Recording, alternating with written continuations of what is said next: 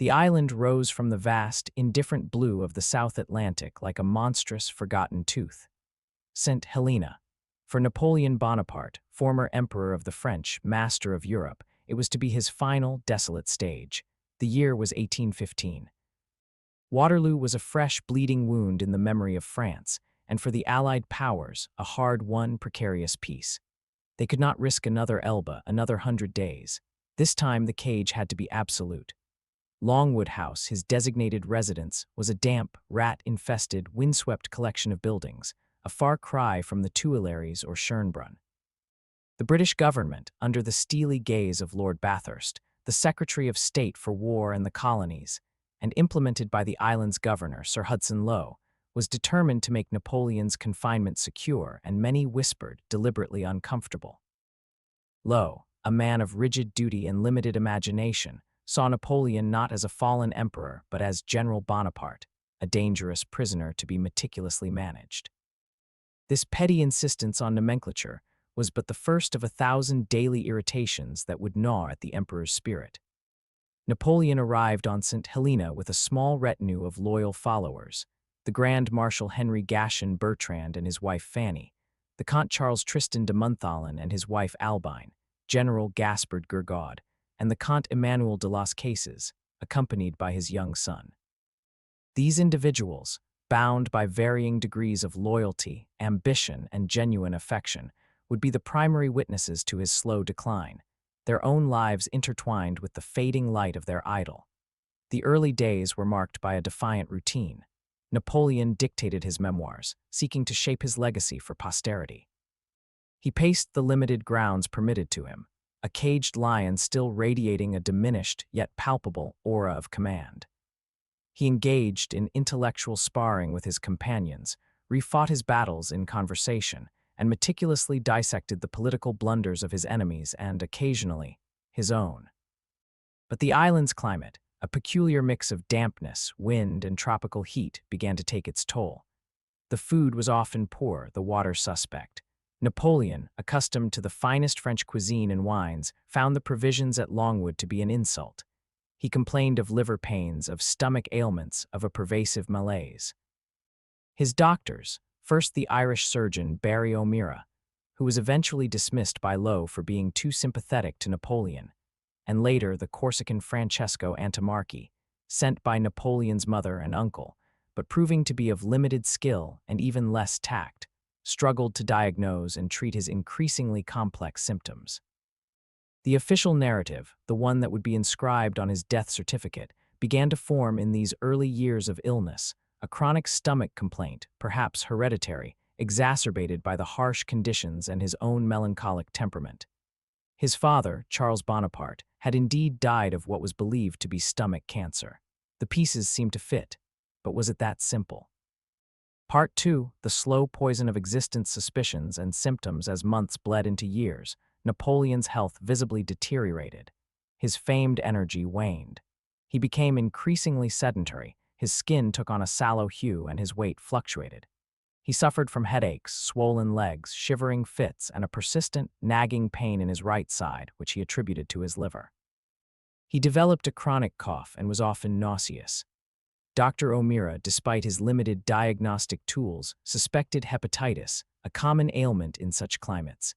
He prescribed calomel mercurous chloride, a potent purgative, and other treatments common to the era, many of which were more harmful than helpful. Hudson Lowe, ever suspicious, believed Napoleon was feigning illness to elicit sympathy or perhaps to engineer an escape or a transfer to a more congenial location.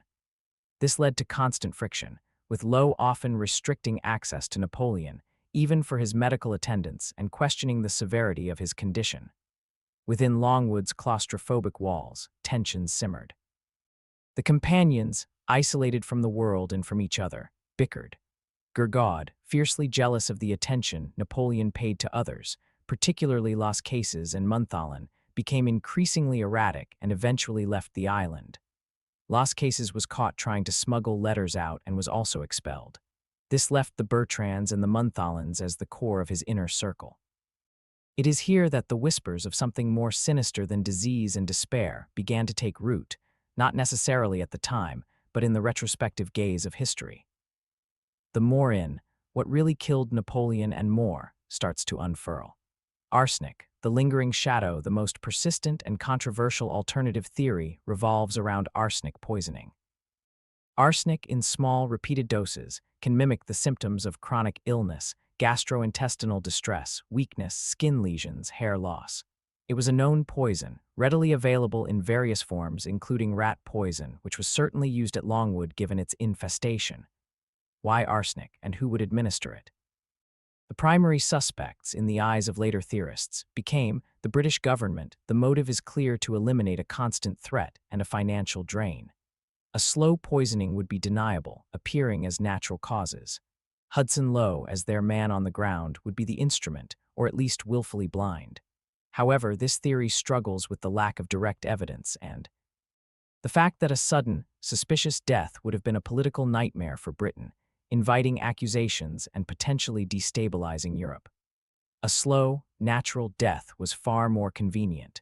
French royalists, Bourbon sympathizers, fearing Napoleon's enduring popularity and the possibility of another return, might have sought to ensure his demise. Infiltrating his household on St. Helena would have been incredibly difficult, but not impossible. Comte de Montholon.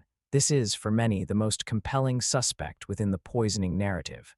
Charles de Montholon stayed with Napoleon until the very end, ingratiating himself and becoming a key executor of Napoleon's will, from which he benefited handsomely. His past was somewhat shady, with debts and a reputation for opportunism. Motive 1: pro-royalist. Some historians suggest Montholon was a Bourbon agent, tasked with slowly eliminating Napoleon. His wife, Albine de Montholon, was known to have had royalist connections and left St. Helena before Napoleon's death, some say due to an affair with another officer. Others say because her part in a slow poisoning was complete, or she could no longer bear the strain. Motive 2: personal gain. By ensuring Napoleon's death and being in his good graces, Montholon stood to inherit a significant sum.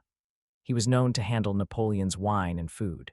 The symptoms Napoleon exhibited are indeed consistent with chronic arsenic poisoning.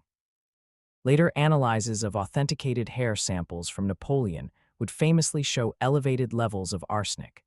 However, this is where the more becomes even more complex. Arsenic was ubiquitous in the 19th century, present in medicines. Wallpaper dyes, Scheele's green, an arsenic-based pigment, was popular, cosmetics, and even wine preservation. The mere presence of arsenic in his hair wasn't definitive proof of malicious poisoning. It could have been environmental or medicinal. Medical mismanagement, the unintentional killer beyond deliberate poisoning. The role of the medical treatments themselves cannot be ignored. 19th century medicine was a brutal affair. Calomel, mercurous chloride, frequently administered to Napoleon. It's a toxic heavy metal. Chronic mercury exposure can cause a host of debilitating symptoms, some overlapping with arsenic poisoning or the disease itself. Antimony potassium tartrate, tartar emetic, another powerful emetic and purgative used.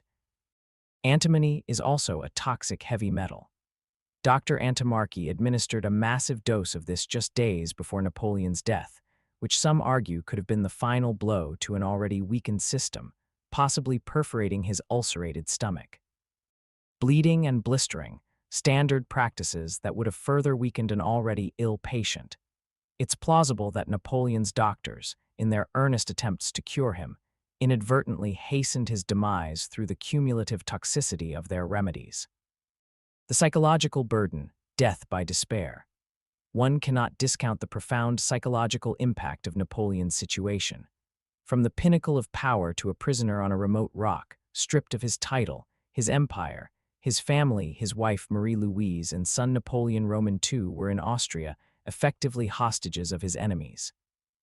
The monotony, the petty humiliations inflicted by Lowe, the loss of agency, the crushing boredom, all these would have weighed heavily on a man of his restless energy and ambition. Did he die of a broken heart? Of despair? While perhaps not the primary cause, the psychological toll undoubtedly weakened his constitution and his will to live, making him more susceptible to physical ailments.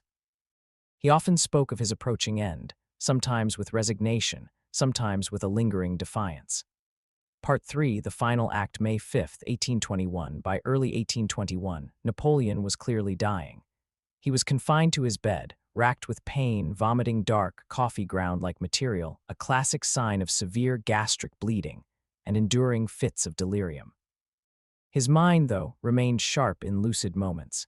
He dictated his final will, a complex document that distributed his remaining assets, offered pointed political commentary, and significantly requested an autopsy. He famously stated, "I die prematurely, assassinated by the English oligarchy and its hired murderer."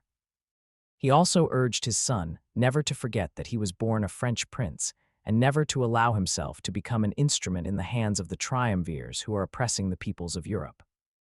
On the evening of May 4th, he was given a large dose of calomel. Early on May 5th, Dr. Antimarchi, against the advice of English doctors present, administered a massive dose, 10 grains of tartar emetic. Napoleon slipped into a coma. The storm that had been raging outside for days seemed to mirror the tempest within the dying emperor.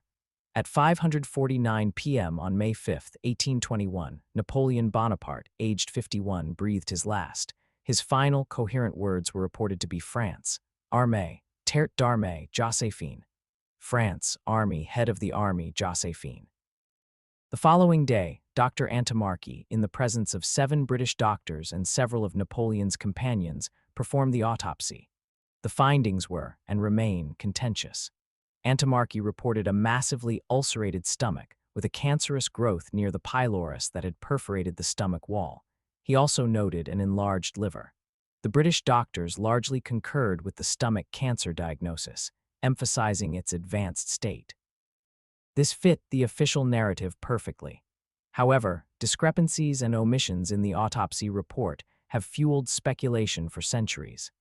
Antimarchi, under pressure or perhaps through incompetence, failed to examine the stomach contents for poison, a glaring oversight if suspicion was warranted. The descriptions of the cancer have been questioned by modern pathologists looking at the historical records, some suggesting it was more consistent with a chronic ulcer than a rapidly fatal carcinoma. The state of other organs, crucial for identifying systemic poisoning, was not thoroughly documented by Antimarchi, though British reports were slightly more detailed. Hudson Lowe, relieved, immediately dispatched the news to London. General Bonaparte is dead. The cause, cancer of the stomach. Part 4, the more legacy, legends, and lingering questions. Napoleon's death did not end his story. In many ways, it was a new beginning for his legend. The return of the ashes, Retour des Cendres, in 1840, King Louis Philippe, seeking to bolster his own popularity, orchestrated the return of Napoleon's remains to France. This was a moment of immense national emotion. His reinterment at Les Invalides in Paris cemented his status as a French national hero, transcending the political divisions of his lifetime. The little corporal had come home. The rise of the arsenic theory, the idea of poisoning, didn't gain serious traction until the mid-20th century. Dr. Sten Forschuffud, a Swedish dentist and toxicologist, became fascinated by Napoleon's memoirs and symptoms. In the 1950s and 60s, he, along with Canadian multimillionaire and Napoleon enthusiast Ben Wider, championed the arsenic poisoning theory. They obtained authenticated samples of Napoleon's hair, taken at various points in his life, including after his death, and subjected them to neutron activation analysis, NA, a highly sensitive technique for detecting trace elements. The results showed arsenic levels many times higher than normal, seemingly peaking and troughing in patterns consistent with periodic administration. Their prime suspect was Montholin, acting on behalf of French royalists or for personal gain. They pointed to Montholin's control over Napoleon's wine cellar and his presence during Napoleon's final illness. The arsenic debate, complexities and counterarguments. Environmental contamination. As mentioned, arsenic was widespread. Wallpaper at Longwood, particularly a vibrant green pattern, was later found to contain arsenic. Could airborne particles or direct contact have led to absorption? Some argue yes, though the levels detected in hair were quite high for passive environmental exposure alone. Medicinal arsenic, Fowler's solution, an arsenic-based tonic, was sometimes prescribed, though there's no direct evidence Napoleon took it. Hair as a biomarker. Hair absorbs arsenic from the bloodstream during growth, but it can also absorb it externally from sweat or environmental contaminants. Washing techniques before analysis are crucial. Basal levels, what were normal arsenic levels in the early 19th century, given its ubiquity. Some studies on contemporary hair samples suggest higher basal levels than today. The poisoner's dilemma: if Monotone or anyone was slowly poisoning Napoleon, why did it take nearly 6 years, and why risk exposure? A quicker, more decisive method might seem more logical for an assassin. However, a slow poisoning mimicking natural disease would avoid immediate suspicion. The Stanford study, 2007, and Italian National Institute of Nuclear Physics, 2008, more recent studies, using sophisticated techniques like nuclear microprobe analysis on hairs from Napoleon, his son, and Empress Josephine, found similarly high arsenic levels across all samples, including those from individuals who died decades apart and in different locations. This led them to conclude that arsenic exposure was common in that era for people of their station, likely from environmental sources or common products, rather than specific malicious poisoning in Napoleon's case. These studies dealt a significant blow to the wider Verschuffed thesis. The ulcer vs. cancer debate: even if arsenic wasn't the primary killer, what about the stomach ailment? Modern medical historians reviewing the autopsy reports are divided. Some believe the descriptions are entirely consistent with advanced, ulcerating stomach cancer, adenocarcinoma. The hereditary link, his father, and possibly other relatives, supports this. Others argue it was a benign peptic ulcer that, due to chronic irritation, perhaps exacerbated by some of the medications or even low-level arsenic exposure, eventually perforated. Perforation of an ulcer could lead to peritonitis and death. Helicobacter pylori, the bacterium now known to be a major cause of stomach ulcers and a risk factor for stomach cancer, was unknown then. Given the sanitation and food preservation standards of the time, it's highly likely Napoleon was infected. The death of an empire, the birth of a myth, beyond the medical forensics, Napoleon's death had profound political and cultural consequences. Stabilization, for a time, his demise removed the most potent symbol of revolutionary and imperial France, allowing the restored monarchies of Europe to breathe a little easier. The Napoleonic legend, paradoxically, his death on that remote island, portrayed as a martyrdom by his supporters, fueled his legend. He became a romantic figure, the tragic hero, his flaws and tyrannies often softened by the passage of time and the pathos of his end. His memoirs, dictated on St. Helena, were a masterstroke of propaganda, shaping his image for generations. Inspiration for future leaders and movements, his military genius, his administrative reforms, the Napoleonic Code, for instance, and his sheer ambition continued to inspire and be studied by leaders, dictators, and revolutionaries. The what-ifs: his death closed the door on any possibility of a third return, leaving historians and enthusiasts to ponder endless what-if scenarios. What if he had escaped? What if he had died in battle? What if he had been allowed a more dignified exile? Part 5, the verdict: a multifactorial demise. So, what really killed Napoleon Bonaparte? The most probable and widely accepted medical consensus today, based on historical accounts and re-examination of autopsy reports, remains advanced gastric cancer, likely an ulcerating adenocarcinoma that perforated his stomach. This is supported by the autopsy findings. Despite inconsistencies, the core description points to a severe chronic stomach lesion. His symptoms: prolonged gastric distress, weight loss, vomiting of blood, all classic signs. Family history: a strong predisposition to stomach cancer in his family. However, this is not the whole story. Then more is crucial. His death was likely multifactorial, a tragic confluence of primary disease, gastric cancer, or a severely complicated chronic ulcer. Contributing medical conditions: possible chronic hepatitis exacerbated by the climate and conditions. Medical mismanagement: the administration of toxic heavy metals like mercury, calomel, and antimony tartaremetic almost certainly weakened him, damaged his system, and may have contributed to the perforation or accelerated his decline. The final dose of tartaremetic, in particular, could have been catastrophic for an already perforated or near perforated stomach. Environmental factors: the damp, unsanitary conditions at Longwood, poor diet, and potentially chronic low-level exposure to arsenic from environmental sources, like wallpaper or even wine, which sometimes used arsenic compounds as fining agents or pesticides on grapes. This environmental arsenic could account for the hair analysis findings without necessitating a deliberate poisoning plot. Psychological duress: the profound stress, depression, and despair of his confinement undoubtedly compromised his immune system and overall resilience. A man stripped of purpose and power is vulnerable. Was he murdered by arsenic? While a dramatic and compelling theory, the evidence for deliberate, systematic arsenic poisoning as the primary cause of death is not conclusive and has been significantly challenged by more recent scientific studies that point to widespread arsenic exposure in that era. The smoking gun for a murder plot orchestrated by Napoleon or the British remains elusive, relying more on circumstantial evidence and interpretation of motives than irrefutable proof. The high arsenic levels detected in his hair are more likely a red herring in the specific context of a murder plot, though they might indicate a chronic exposure that contributed to his overall ill health. The more is the true killer, in a broader sense, hubris and overreach, what truly led Napoleon to St. Helena was his own insatiable ambition, his inability to consolidate his gains, and the series of miscalculations, the Peninsular War, the invasion of Russia that turned Europe against him. His political death at Waterloo sealed his physical fate. The fear of his enemies, the Allied powers' determination to ensure he could never again threaten the peace of Europe led directly to the harshness and isolation of his final exile.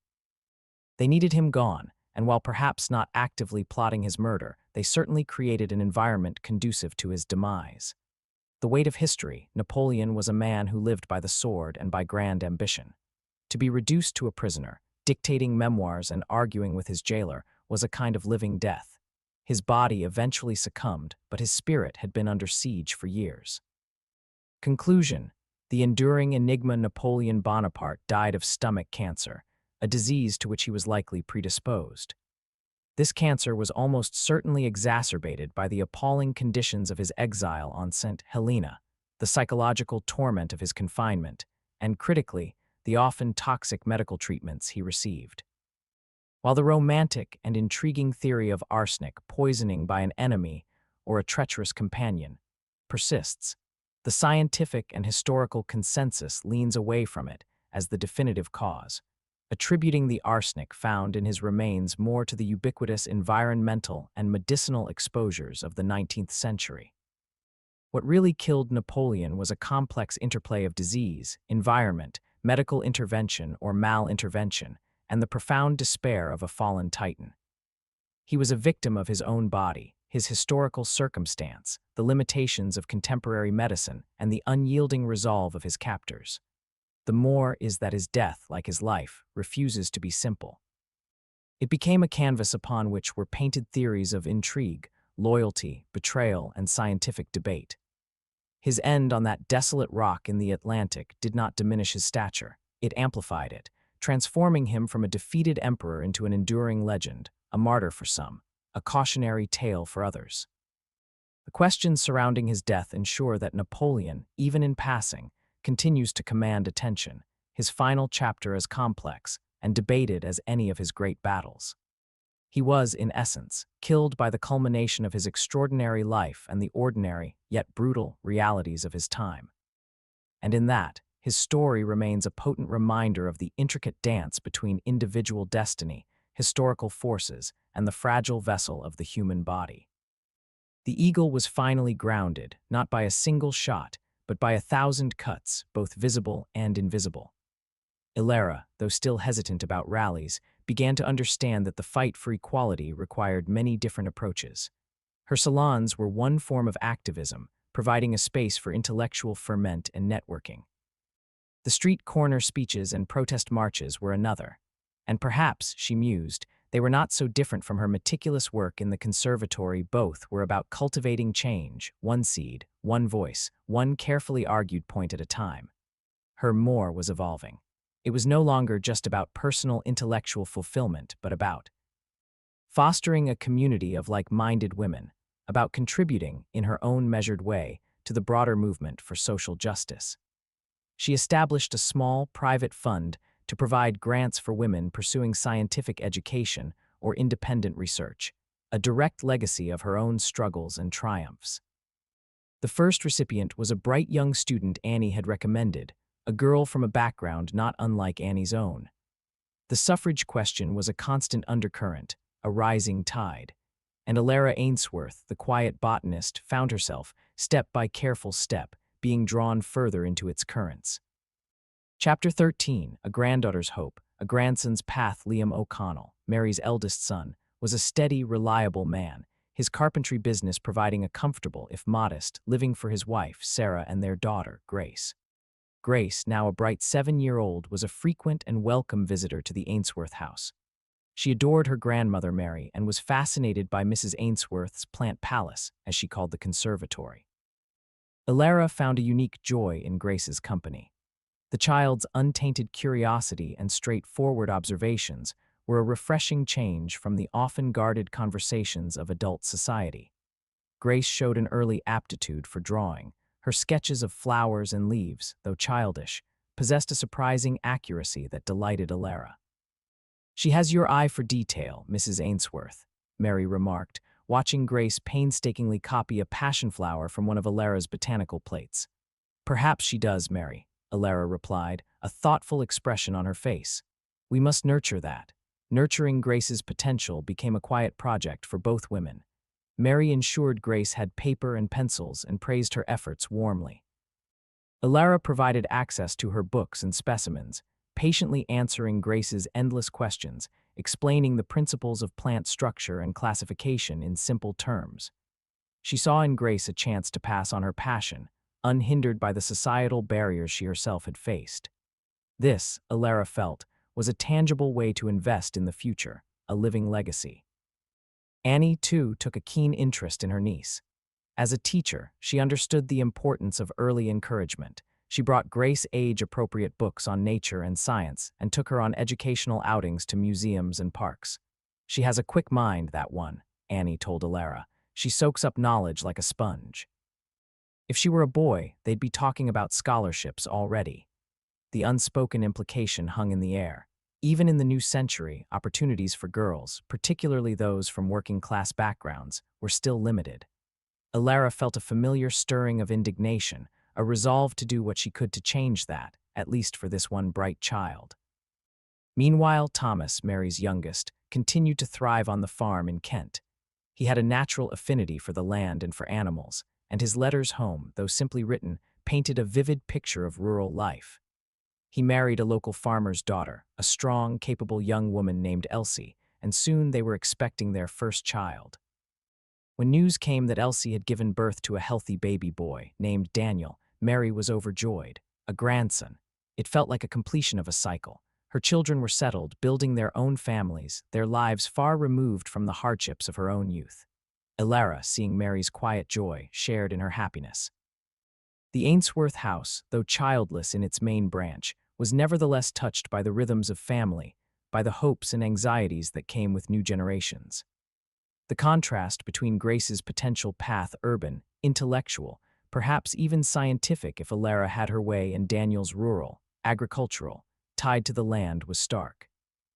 Yet both represented a form of progress, a step forward from the grinding poverty Mary had known. Alara began to think more strategically about her philanthropic efforts. Her small fund for women in science was a start, but she envisioned something more substantial, something that could provide sustained support for girls like Grace, regardless of their social standing. Arthur's declining health meant that the management of the Ainsworth fortune would soon fall entirely to her. She resolved to use a significant portion of it to establish a foundation dedicated to promoting education for girls and women, with a particular emphasis on the sciences. This became her new more, a grand project that synthesized her intellectual passions, her social conscience, and her desire to create a lasting legacy. It was a way of ensuring that the quill would continue to write stories of female achievement long after she was gone, and that the corset of societal expectation would continue to loosen for generations to come.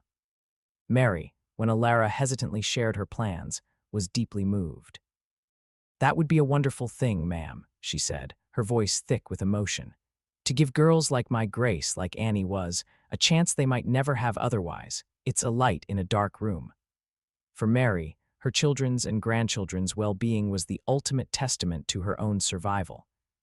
For Alara, creating opportunities for future generations was the culmination of hers. Their paths, once so divergent, had converged in this shared hope for a better future, a future where women's talents would be nurtured and their voices heard, not just in quiet salons or hidden journals, but in the halls of learning and the corridors of power. The shifting landscape of the new century, with all its uncertainties, also held the promise of profound and lasting change, a change they were both, in their own ways, helping to bring about. Part 6, Trials and Transformations, Chapter 14, Losses and Legacies. Arthur Ainsworth's decline, though gradual, reached its inevitable end in the spring of 1905. He passed away peacefully in his sleep, Alara by his side. Their marriage, begun as a societal contract, had evolved into a complex tapestry of shared history, unspoken understandings, and in its final years, a quiet, respectful affection. Alara felt a profound sense of loss, not for a passionate love, perhaps, but for a companion who had, in his own way, eventually come to appreciate the woman she truly was. As a widow, Alara found herself in a position of unprecedented autonomy. The Ainsworth fortune, substantial and well-managed thanks to her increasing involvement, was now entirely under her control. The societal expectations for a grieving widow were clear: a period of quiet seclusion, draped in black.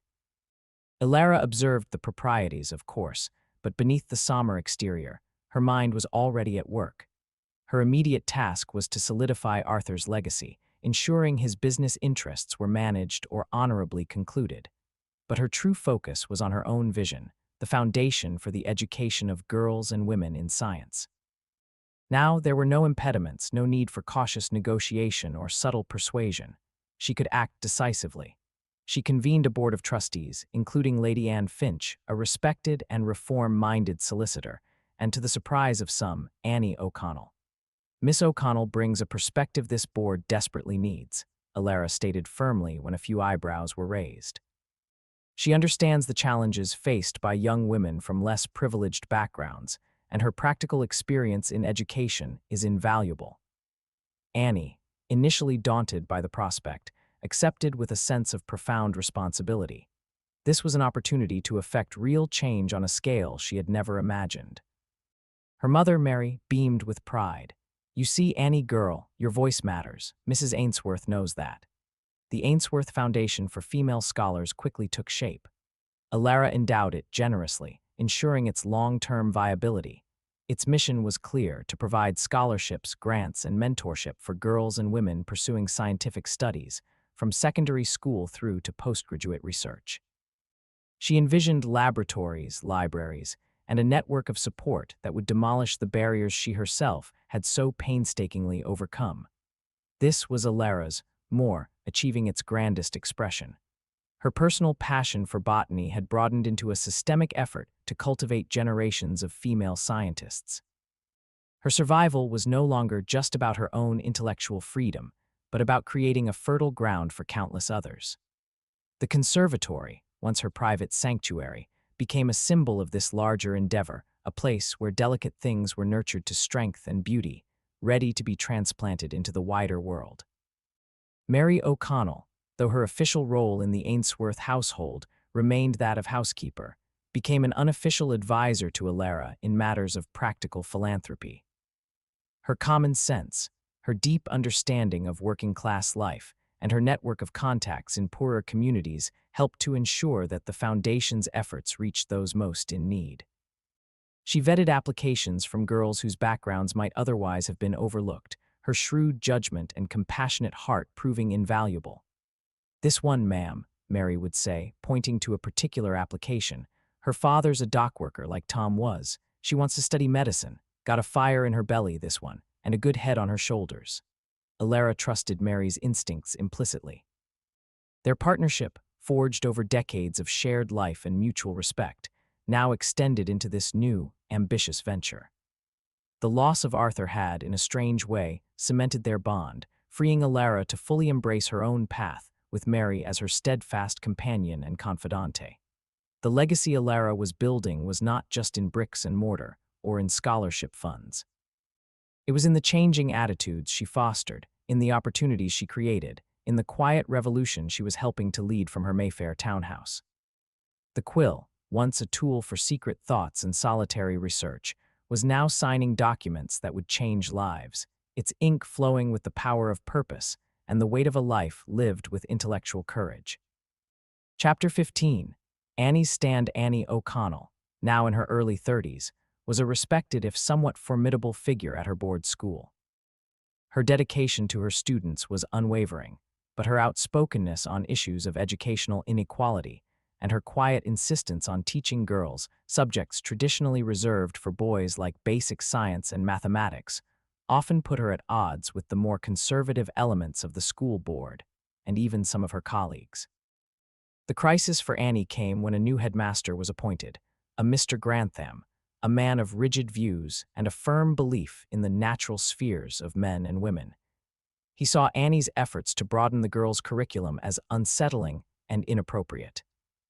"Miss O'Connell," he said sternly one afternoon, summoning her to his office, "your insistence on teaching these girls advanced arithmetic and rudimentary physics is, frankly, a waste of their time and the school's resources. They need to be proficient in needlework, domestic economy, and perhaps a little light literature to prepare them for their future roles as wives and mothers." Annie, though her heart pounded, stood her ground.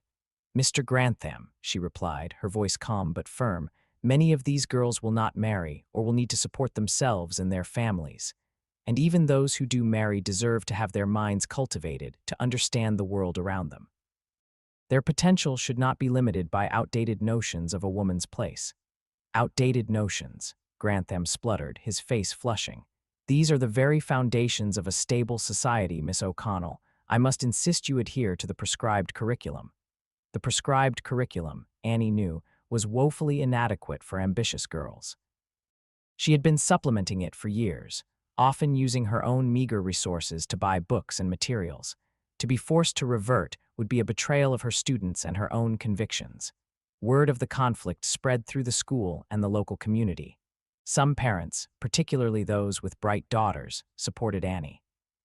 Others, influenced by traditional views or intimidated by Grantham's authority, sided with the headmaster.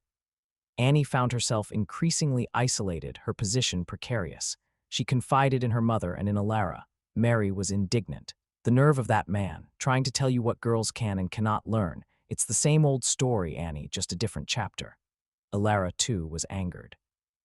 She saw in Annie's struggle a reflection of her own early battles. "This is precisely why the foundation is so important, Annie," she said. "We must challenge these attitudes at every level. You must not back down, but you must also be strategic." Alara offered her support, both moral and practical. She used her influence to speak with members of the school board, arguing for the importance of a broad education for girls. She discreetly provided Annie with resources for her supplementary classes, and even arranged for some of her scientific colleagues to give occasional, informal talks to Annie's older students, sparking their curiosity and showing them what was possible. The turning point came during a school inspection. The inspector, a surprisingly progressive man, was impressed by the engagement and intelligence of Annie's female students, particularly in the very subjects Grantham had tried to suppress. He questioned Grantham sharply about the limitations being placed on the girls' curriculum. Grantham, flustered and unable to adequately defend his position in the face of the inspector's evident approval of Annie's methods, was forced to concede. Annie was allowed to continue her innovative teaching, albeit under closer scrutiny. It was not a total victory, but it was a significant one. Annie's stand had cost her. She faced resentment from Grantham and some colleagues, but it had also solidified her reputation as a courageous and principled educator. Her students adored her, seeing her as a champion. The more for Annie was this fierce advocacy for her girls, this refusal to let their potential be stifled. She was not just teaching them facts and figures, she was teaching them to question, to aspire, and to believe in themselves. Her involvement with the Ainsworth Foundation grew. She became a key figure in identifying promising students and developing educational programs. Her experiences on the front lines of education gave her a unique and invaluable perspective. She was no longer just Mary O'Connell's daughter, the bright girl from Bethnal Green. She was Miss Annie O'Connell, a force to be reckoned with in her own right, a vital link in the chain of women empowering women. Her survival was now intertwined with the survival of her students' dreams. Chapter 16, The Rising Tide. The suffrage movement, in the years leading up to the Great War, became an undeniable force, its methods increasingly bold, its presence inescapable. The Women's Social and Political Union, WSPU, led by the Pankhursts, embraced deeds, not words, and the newspapers were filled with accounts of arrests, imprisonments, and the brutal realities of hunger strikes and force feeding. Alara Ainsworth, while still preferring reasoned discourse, found her sympathies increasingly aligning with the more active suffragists. The intransigence of the government, the dismissive attitudes of many male politicians, eroded her faith in gradualism. The stories Annie brought back from her working-class students' tales of hardship, exploitation, and the desperate need for a political voice also fueled Alara's conviction. "How can they deny us the vote?" Alara declared at one of her salons, her voice uncharacteristically sharp. "When women are managing businesses, running households, educating children, contributing to science and the arts, and bearing the brunt of so many social ills, it is not just an injustice, it is an absurdity." Her salons became more overtly political, platforms for suffrage speakers from various factions. She began to contribute more generously to suffrage funds, including those supporting the families of imprisoned women. Mary O'Connell, too, found herself drawn further into the movement, though her activism remained rooted in her community. She organized local women to attend peaceful demonstrations, her calm presence and practical advice helping to keep spirits up and heads cool amidst the often chaotic scenes. She understood the anger that fueled the militancy, even if she didn't personally participate in window smashing. "When you've been ignored for so long, ma'am," she explained to Alara, "sometimes you have to shout to be heard, and if shouting doesn't work, well," she left the sentence unfinished, but her meaning was clear. The catalyst for more direct involvement for both women came through a young woman named Flora Davies, a former student of Annie's who was now a fiery young organizer for the WSPU.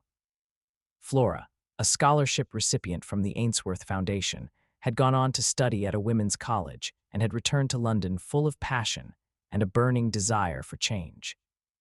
Flora admired Alara immensely, but also gently challenged her cautious approach.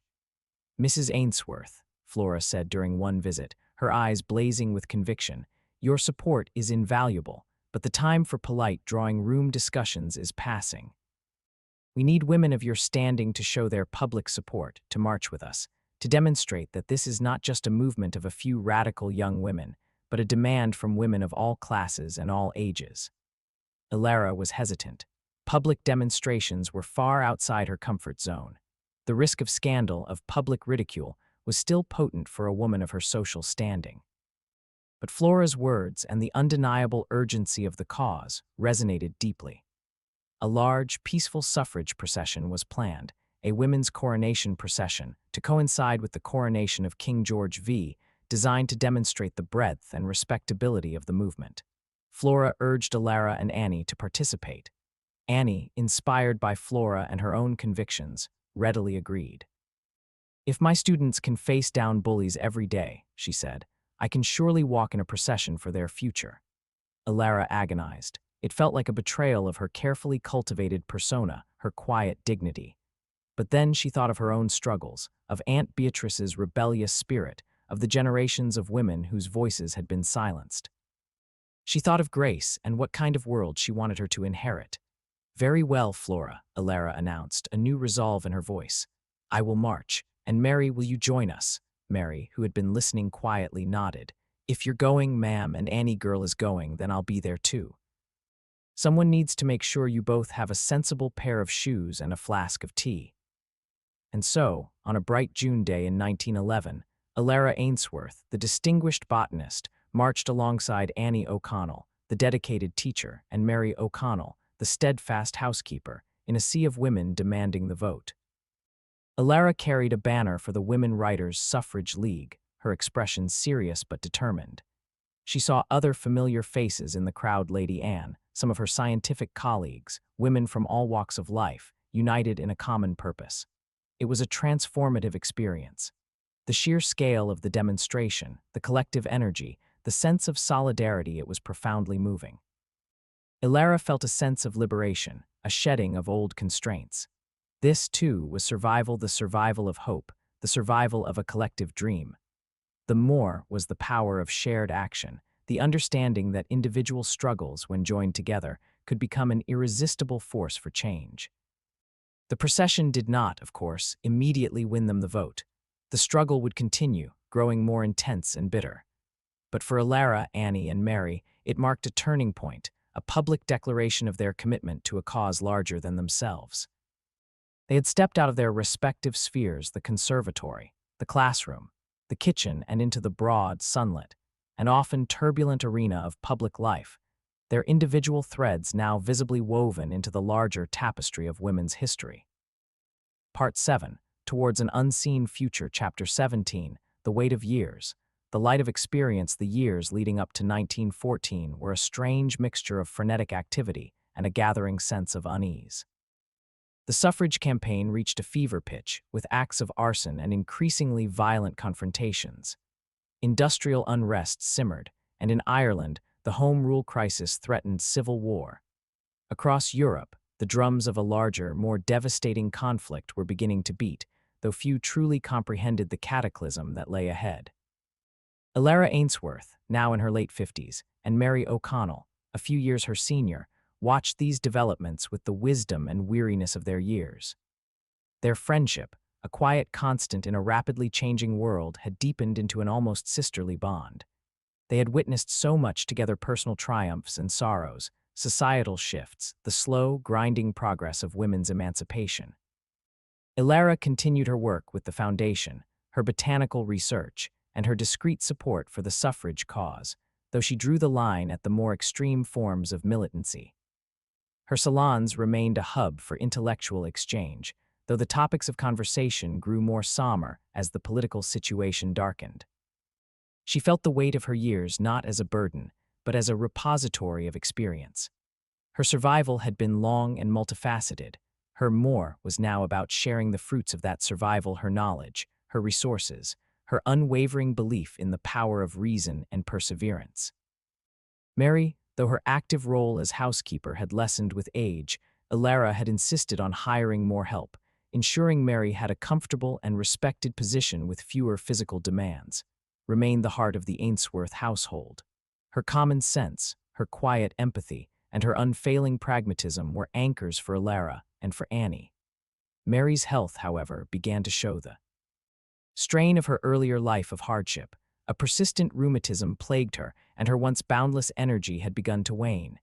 "You need to rest more, Mother," Annie would tell her, concern in her voice. "Nonsense, child," Mary would retort, though her smile was a little weaker. "There's still work to be done. And watching young Grace grow is better than any medicine." Grace, Liam's daughter, was indeed a source of great joy for Mary.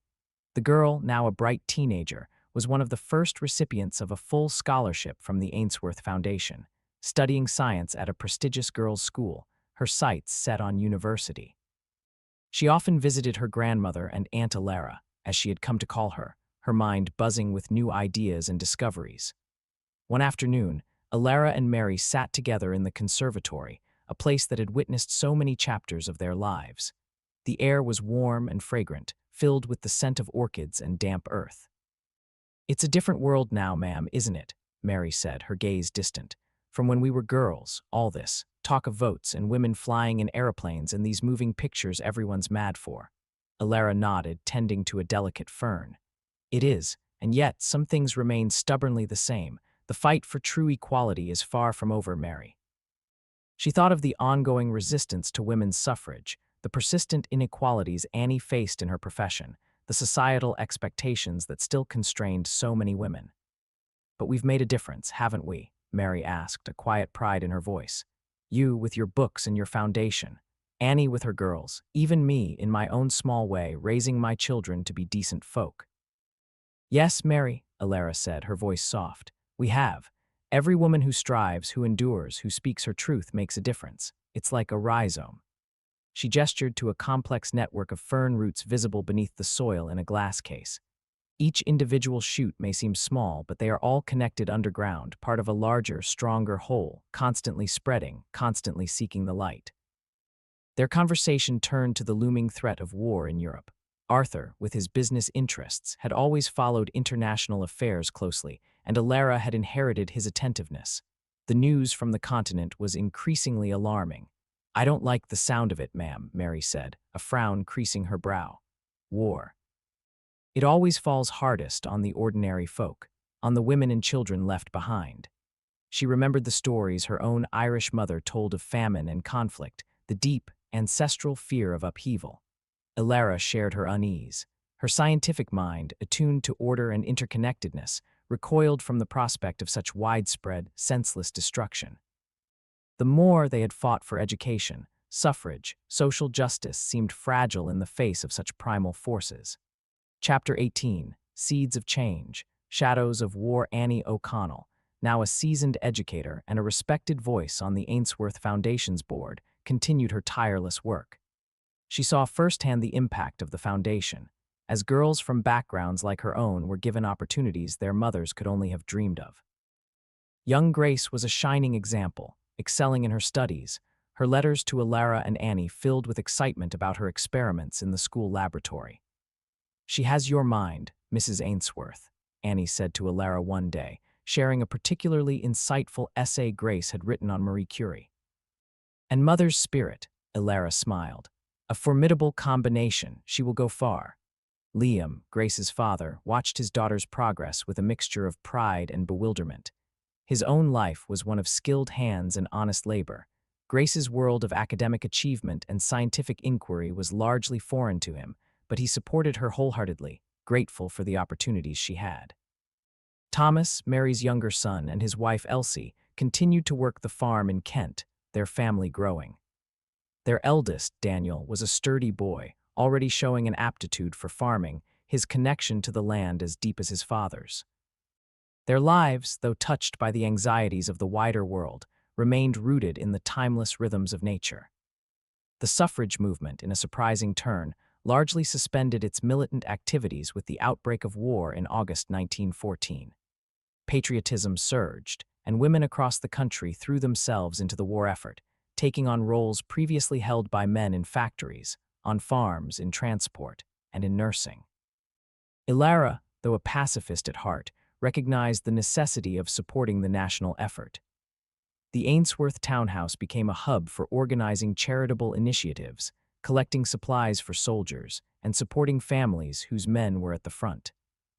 Her botanical knowledge even found a wartime application, as she advised on the cultivation of medicinal herbs, such as digitalis and belladonna, which were in short supply. Annie's school, like many others, was disrupted.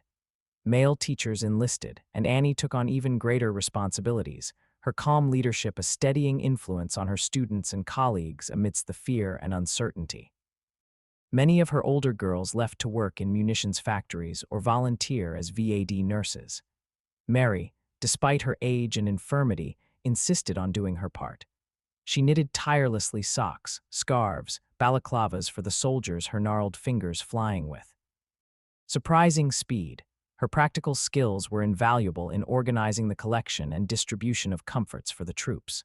Her greatest anxiety, however, was for her grandson, Daniel. He was still too young to enlist, but the war showed no signs of ending quickly. The war years were a grim testament to both the destructive capacity of humanity and its extraordinary resilience. Alara and Mary witnessed profound societal changes unfold with breathtaking speed. Women, by their indispensable contributions to the war effort, were proving their capability and their patriotism in ways that could no longer be ignored. The arguments against suffrage began to sound increasingly hollow. "It's a terrible price to pay, ma'am," Mary said one evening as they read the casualty lists in the newspaper, her voice heavy with sorrow. "All these young lives, but perhaps out of all this suffering some good will come for the women. They can't deny us our due after this, can they?" Alara, Looking at the determined faces of the women around her, nurses, factory workers, land girls felt a flicker of hope amidst the darkness. "I believe you are right, Mary. The world is changing irrevocably, and women will be at the forefront of building whatever comes next." The more they had striven for was being forged in the crucible of war, not in the way they had envisioned, but with a stark and undeniable power. Survival now meant enduring the unendurable, supporting those on the front lines and those on the home front, and holding on to the hope for a future where such sacrifices would lead to a more just and equitable world. The seeds of change, sown over decades of quiet struggle and passionate advocacy, were paradoxically being watered by the tears and blood of a global conflict. Chapter 19, A Quiet Garden, A Lasting Bloom. The Great War ended in November 1918. The relief was immense, but so was the grief. Scarcely a family in Britain was untouched by loss. Earlier that year, in February, the Representation of the People Act had finally granted the vote to women over the age of 30 who met certain property qualifications. It was not full equality, but it was a monumental victory, a testament to decades of struggle. Alara Ainsworth, now well into her 60s, received the news with a profound sense of quiet satisfaction. She thought of Aunt Beatrice, of Lady Anne, of Flora Davies, and of all the countless women, known and unknown, who had fought for this day. She herself cast her first vote in the general election of December 1918, a simple act imbued with enormous significance. Mary O'Connell, also over 30, and a householder in her own right, Alara had long ago ensured Mary had formal tenure of her comfortable rooms within the Ainsworth estate, cast her vote as well. She went to the polling station with Annie, a quiet dignity in her bearing. "For all the women who never got the chance," she murmured, as she dropped her ballot into the box. The post-war world was a different landscape. The old certainties were gone, replaced by a yearning for a new and better future, but also by a deep weariness and a sense of disillusionment for many. Alara dedicated her remaining years to her foundation and her botanical work. The foundation flourished, supporting a new generation of female scientists and scholars, many of whom would go on to make significant contributions in their fields. Grace, Mary's granddaughter, was among them, pursuing postgraduate research in biochemistry, her path smoothed by the very institution her Aunt Alara had created. Alara's conservatory remained her sanctuary, a place of peace and timeless beauty. She published her magnum opus, a comprehensive flora of the British Isles, richly illustrated with her own exquisite drawings. It was hailed as a landmark achievement, cementing her reputation as one of the foremost botanists of her time. Her survival, once a quiet act of intellectual defiance, had blossomed into a lasting legacy of knowledge and empowerment. Mary O'Connell lived to see her grandchildren grow, her great-grandchildren born. Her rheumatism worsened, confining her more to her rooms, but her mind remained sharp, her spirit undimmed. Alara was a constant visitor, their conversations a comfortable tapestry of shared memories and reflections on the changing world. Mary's more was in the lives of her descendants, in their health, their education, their opportunities, all so far removed from the grim realities of her own youth. She had not just survived, she had built a dynasty of resilience. Annie O'Connell became a headmistress, a respected and innovative educator, continuing to champion the cause of girls' education. She never married, dedicating her life to her profession and to her role on the board of the Ainsworth Foundation, ensuring its mission remained true to Alara's vision. One crisp autumn afternoon, Alara and Mary sat together in the conservatory. Sunlight streamed through the glass, illuminating the vibrant colors of the orchids and the delicate tracery of the ferns. Mary, frail but serene, held a small, perfectly formed camellia in her trembling hand. "It's been a long road, ma'am," Mary said, her voice a soft whisper. "It has, Mary," Alara replied, her hand gently covering Mary's, "a long and extraordinary road." They sat in comfortable silence, two women from vastly different beginnings, whose lives had been interwoven for so long, their individual struggles and triumphs shaping a shared history. The corset of Victorian society was long gone, replaced by new freedoms and new challenges. The quill had done its work, and the strong, capable hands had built a legacy. Mary passed away peacefully a few months later, surrounded by her loving family. Alara felt her loss deeply, like the severing of a vital root. but she also felt an immense gratitude for their long and profound friendship. Ilara herself lived on for several more years, a revered figure in the scientific community, a beloved benefactor to countless young women. She continued to work in her conservatory, her mind as agile as ever, until her own peaceful end. Chapter 20, Epilogue, the unfolding tapestry the years unfolded, carrying the world into new decades, new conflicts, and new advancements.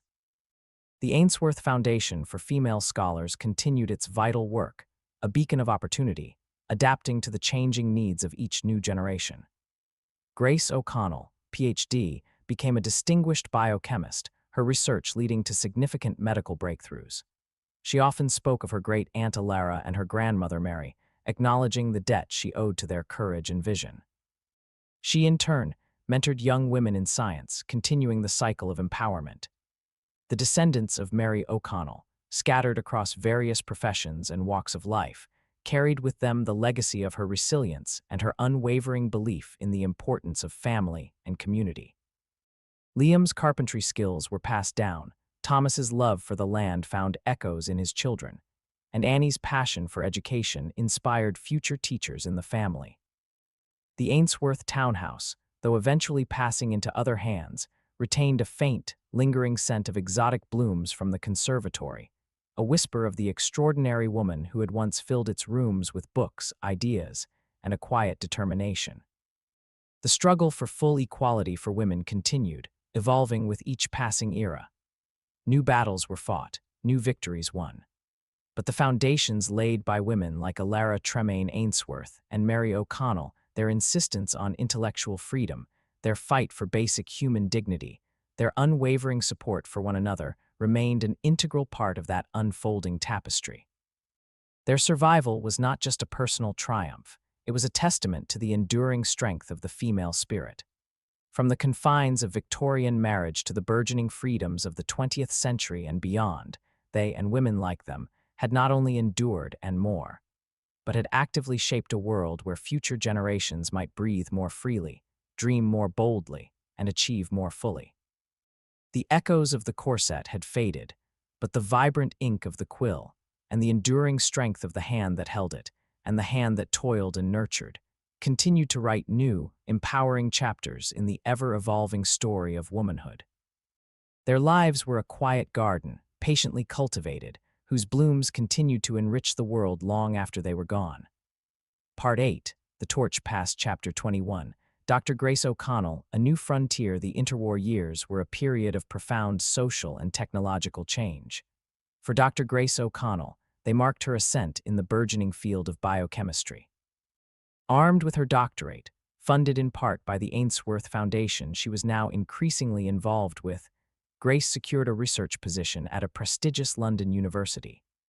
The halls of academia were still overwhelmingly male, and the subtle and sometimes not so subtle condescension she encountered was a familiar echo of what Ilara had faced decades earlier, albeit cloaked in a more modern, collegial guise. Dr. O'Connell, your work on enzyme kinetics is surprisingly meticulous, a senior professor once remarked, his tone implying that meticulousness was an unexpected trait in a female scientist. Grace, channeling the quiet dignity of her grandmother Mary and the intellectual fortitude of her great-aunt Ilara, would simply smile coolly and present her irrefutable data. Her laboratory became her domain, much like Ilara's conservatory had been hers. It was a place of intense focus, of clinking glassware, the hum of centrifuges, and the thrill of discovery. She was driven by a fierce curiosity, a desire to unravel the intricate chemical ballast that underpinned life itself. Her research focused on metabolic pathways, and her early papers, published in respected journals, began to attract attention. Grace was acutely aware of the legacy she carried. She often visited the Ainsworth Foundation's headquarters, now a handsome building in Bloomsbury, its walls adorned with portraits of Ilara Ainsworth, and, in a place of quiet honor, a smaller, warm photograph of Mary O'Connell, whose common-sense wisdom had shaped so much of its early practical outreach. Grace served on the Foundation's scientific advisory board, her insights invaluable in guiding its funding decisions. Aunt Ilara believed that science needed women's minds, Grace would tell aspiring young scholars who came to the foundation for support. Not just for fairness, but because diverse perspectives lead to better science. And my grandmother Mary taught me that resilience and pragmatism can overcome almost any obstacle. Her personal life was a delicate balance. The societal expectation for a woman, even a highly educated one, was still largely centered on marriage and family. Grace had suitors, intelligent and accomplished men, but she was wary of any relationship that might compromise her dedication to her research. She saw how many brilliant female colleagues had their careers sidelined or curtailed by domestic responsibilities. For a time, it seemed her work would be her sole passion. Then she met Dr. Alastair Finch, a physician and medical researcher, grandson of Alara's old friend, Lady Anne Finch. Alastair, himself a product of a family that valued intellectual women, admired Grace's brilliance and her dedication. He saw her not as an anomaly, but as an equal. Their courtship was a meeting of minds as much as hearts, filled with lively debates about scientific ethics, medical advancements, and the state of the world. Their marriage, when it came, was a partnership. Alastair understood the demands of her research and championed her work. They chose not to have children, a decision that raised eyebrows in some quarters, but one they made together, preferring to dedicate their energies to their respective contributions to science and medicine. Grace knew this path was a luxury her grandmother's generation could never have conceived of. Her survival was not about escaping poverty or oppressive social norms in the same way, but about carving out a space for her ambition in a world that still struggled to fully accept it, and defining her more on her own terms, including the choice of a childless, career-focused life. The foundation, under Alara's initial guidance, and now with the input of women like Annie and Grace, had evolved. It not only provided scholarships, but also funded purpose-built laboratories for women, sponsored lecture series, and actively campaigned for equal opportunities in scientific education and employment. It was a living testament to Alara's foresight. Grace often thought of Alara's metaphor of the rhizome, the interconnected network of roots. She saw herself as one of those shoots, nurtured by the system Alara had established, and now responsible for strengthening and extending that network for others. The challenges were different, no longer the overt legal barriers Alara faced, but the more insidious biases, the old boys club mentality, the systemic undervaluing of women's contributions. But the core struggle for recognition and opportunity remained. Chapter 22, War's Shadow. Science's light. The ominous drumbeat of war grew louder once more in the late 1930s. The rise of fascism in Europe, the appeasement policies, the escalating tensions. Grace and Alastair followed the news with growing dread. When Britain declared war on Germany in September 1939, the world was once again plunged into conflict, a conflict that would be even more total and devastating than the Great War. Grace's biochemical research, once purely academic, suddenly took on a new urgency. Her work on metabolic processes had potential applications in understanding nutrition under rationing, wound healing, and the effects of toxins. The government, recognizing the critical role of scientists, co-opted many university laboratories for war-related research. Grace found herself leading a team working on developing more stable and effective penicillin production methods, a project of immense importance for treating infections in wounded soldiers and civilians. The war years were a period of intense pressure and extraordinary innovation. Long hours in the lab, often punctuated by air raid sirens and the drone of bombers overhead, became the norm. Londoners endured the Blitz with a stoicism that reminded Grace of her grandmother Mary's quiet resilience. Food was rationed, resources scarce, but the scientific community, like the rest of the nation, pulled together with a common purpose. Alastair served as a physician in a busy London hospital, dealing daily with the casualties of the Blitz. Their evenings together were brief, often spent sharing news of their respective efforts, finding solace and strength in each other's presence. The Ainsworth Foundation, too, adapted its mission. While its core focus on supporting female scientists remained, it also directed funds towards war-related medical research and provided support for women taking on new scientific and technical roles in war industries.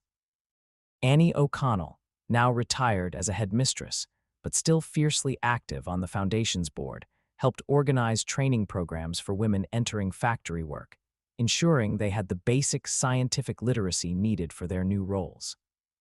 Grace's team made significant breakthroughs in penicillin stabilization and purification, contributing to the Allied war effort in a tangible way. It was exhausting, often heartbreaking work, but it was also profoundly meaningful.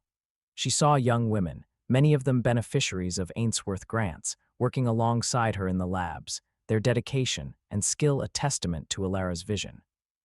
The war, for all its horror, was accelerating social change, further eroding old prejudices about women's capabilities. One of Mary's other descendants, Daniel O'Connell Thomas's son, the farmer from Kent, served in the army, fighting in North Africa and Italy. His letters home to his parents, and occasionally to cousin Grace, as the family ties, though spread out, were still maintained, were filled with the grim realities of war, but also with a sturdy, S Cyrillic letter 456, L Yeri S Yeri Ka E Ikratkoi pragmatism. He survived, though not unscathed, carrying the physical and emotional scars of combat. The war also brought personal loss. Lady Anne Finch, Alastair's grandmother and Alara's dear old friend, passed away during the Blitz, her London home damaged by a bomb. Though elderly, her sharp wit and progressive spirit had remained undimmed. Her death felt like the severing of another link to Alara's generation, a reminder of the passage of time and the fragility of life. When the war finally ended in 1945, the world was irrevocably changed. The scale of destruction, the horror of the Holocaust, the dawn of the atomic age, these cast long shadows, but there was also a renewed hope for a better future, a determination to rebuild and to learn from the mistakes of the past. Grace O'Connell emerged from the war a highly respected scientist, her contributions recognized. She returned to her university research, but her perspective had broadened. She was more committed than ever to ensuring that science served humanity, and that women played an equal role in shaping its future. The more she sought was not just personal scientific achievement, but a world where knowledge was used for peace and progress, and where the barriers to women's full participation were finally dismantled. The torch passed from Alara, and fanned by the needs of war, now burned brighter in Grace's dedicated hands. Part 9, Echoes in a New Age, Chapter 23, the double helix and the second wave, the post-war decades brought unprecedented scientific advancement and profound social shifts. The discovery of the structure of DNA in 1953 by Watson and Crick, with the uncredited but crucial contributions of Rosalind Franklin, a contemporary of Grace's who faced immense sexism in her field, ushered in a new era of molecular biology, the very field Grace had helped to pioneer. Dr. Grace O'Connell Finch, as she was now professionally known, watched these developments with a mixture of excitement and a familiar frustration. While she celebrated the breakthroughs, she was keenly aware of how women like Franklin were often marginalized, their contributions overlooked or appropriated. The Ainsworth Foundation redoubled its efforts to support women in these rapidly evolving fields, establishing fellowships specifically for research in genetics and molecular biology, and actively promoting the achievements of female scientists. Grace, now a senior professor and a leading figure in her field, used her platform to advocate for greater recognition and support for women in STEM. She mentored countless young scientists, both male and female, but took a particular interest in guiding the careers of promising women. She remembered Alara's quiet determination and Annie's fierce advocacy and sought to emulate their best qualities. The scientific establishment can be a formidable beast, she would tell her female proteges, but it is not monolithic. Find your allies, do impeccable work, and do not be afraid to claim your space. Aunt Alara did it with botany when it was considered a gentleman's hobby, and the challenges today, while different, require the same courage. The 1960s and 70s saw the rise of the second wave of feminism, a movement that challenged not just legal inequalities, but also ingrained cultural attitudes, gender roles, and societal structures. Issues like reproductive rights, equal pay, and workplace discrimination came to the fore. Grace, then in her 50s and 60s, found herself a somewhat unexpected icon for a new generation of feminists. Her life, a successful scientific career, a partnership marriage, A conscious decision not to have children resonated with many young women who were seeking alternatives to traditional roles. She was invited to speak at conferences, to write articles, to share her experiences. She sometimes felt a generational disconnect with the more radical elements of the movement, much as Alara had with the more militant suffragettes. Grace's approach had always been one of working within existing structures, patiently but persistently pushing for change. But she admired the passion and energy of these young women and recognized the validity of their critiques. "They are impatient, and rightly so," she remarked to Alastair. "We made progress, my generation, but the pace was too slow. They are demanding now what should have been theirs all along." The Ainsworth Foundation, under Grace's increasingly influential guidance, she eventually became its long-serving chair, embraced many of the goals of the second wave. It expanded its remit to include funding for childcare support for female scientists, programs to combat gender bias in academia, and initiatives to encourage girls to pursue STEM subjects from an early age. One of Grace's nieces, Sarah, Liam's granddaughter, Grace's own namesake from a different branch of the O'Connell family tree, became a beneficiary of this new focus. Sarah, a bright young woman in the 1970s, wanted to pursue a career in computer science, then a nascent and heavily male-dominated field. The foundation provided her with a scholarship and, crucially, connected her with a network of female mentors in technology. Sarah often visited Grace, her great-aunt, seeking advice and encouragement. Grace saw in Sarah a spark of the same intellectual curiosity that had driven Alara and herself. "It won't be easy, Sarah," Grace told her. "They'll tell you it's not a field for women. They'll question your abilities, ignore them. Your mind is your greatest asset. Use it and prove them wrong." Sarah's journey was different from Grace's and vastly different from Alara's. The overt barriers were fewer, but the subtle biases, the cultural expectations, the challenge of balancing ambition with personal life in a still unequal world, remained. Her survival was about navigating a complex modern landscape, armed with more opportunities, but also facing new forms of pressure. Her more was about harnessing the power of technology, a field Alara could scarcely have imagined, and ensuring women were not left behind in this new revolution. Chapter 24. The Unending Garden. As the 20th century drew to a close and the 21st began, Dr. Grace O'Connell Finch, now an emeritus professor, looked back on a life of remarkable achievement and accepted, never entirely silenced the whispers of foul play that had begun on St. Helena itself. However, it would take over a century and the advent of new scientific techniques for these whispers to coalesce into a coherent, scientifically argued theory of murder. The central figures in this revisionist drama were a Swedish dentist and amateur toxicologist, Dr. Sten Forschuffud, and a Canadian millionaire businessman and passionate Napoleon enthusiast, Ben Wider. Dr. Sten Forschuffud, the initial spark Sten Forschuffud, 1903–1985, was not a historian by training, but he possessed a keen analytical mind and a deep interest in toxicology and historical mysteries. In the 1950s, he stumbled upon the newly published diaries of Louis Marchand, Napoleon's devoted valet. Marchand's detailed, day-by-day account of Napoleon's symptoms on St. Helena struck Forschuffud with compelling force. As he read, he began to see patterns that, to his toxicologically trained eye, did not align perfectly with a straightforward case of stomach cancer. Symptom analysis. Forschuffud meticulously catalogued the myriad symptoms described by Marchand, O'Meara, Muntholin, Bertrand, and even in Napoleon's own reported complaints, the fluctuating periods of illness and remission, the specific nature of the pains. The skin conditions, the fatigue, the neurological symptoms, numbness, tremors, the weight fluctuations, including periods of obesity inconsistent with terminal cancer cachexia, the swollen limbs, the thirst, the chills, the hair loss. Chronic arsenic poisoning profile. He compared these symptoms to the known clinical picture of chronic arsenic poisoning. Arsenic, ingested in small, repeated doses over a long period, produces a wide array of debilitating effects that can mimic other diseases. Forschuffud found a startling number of correlations.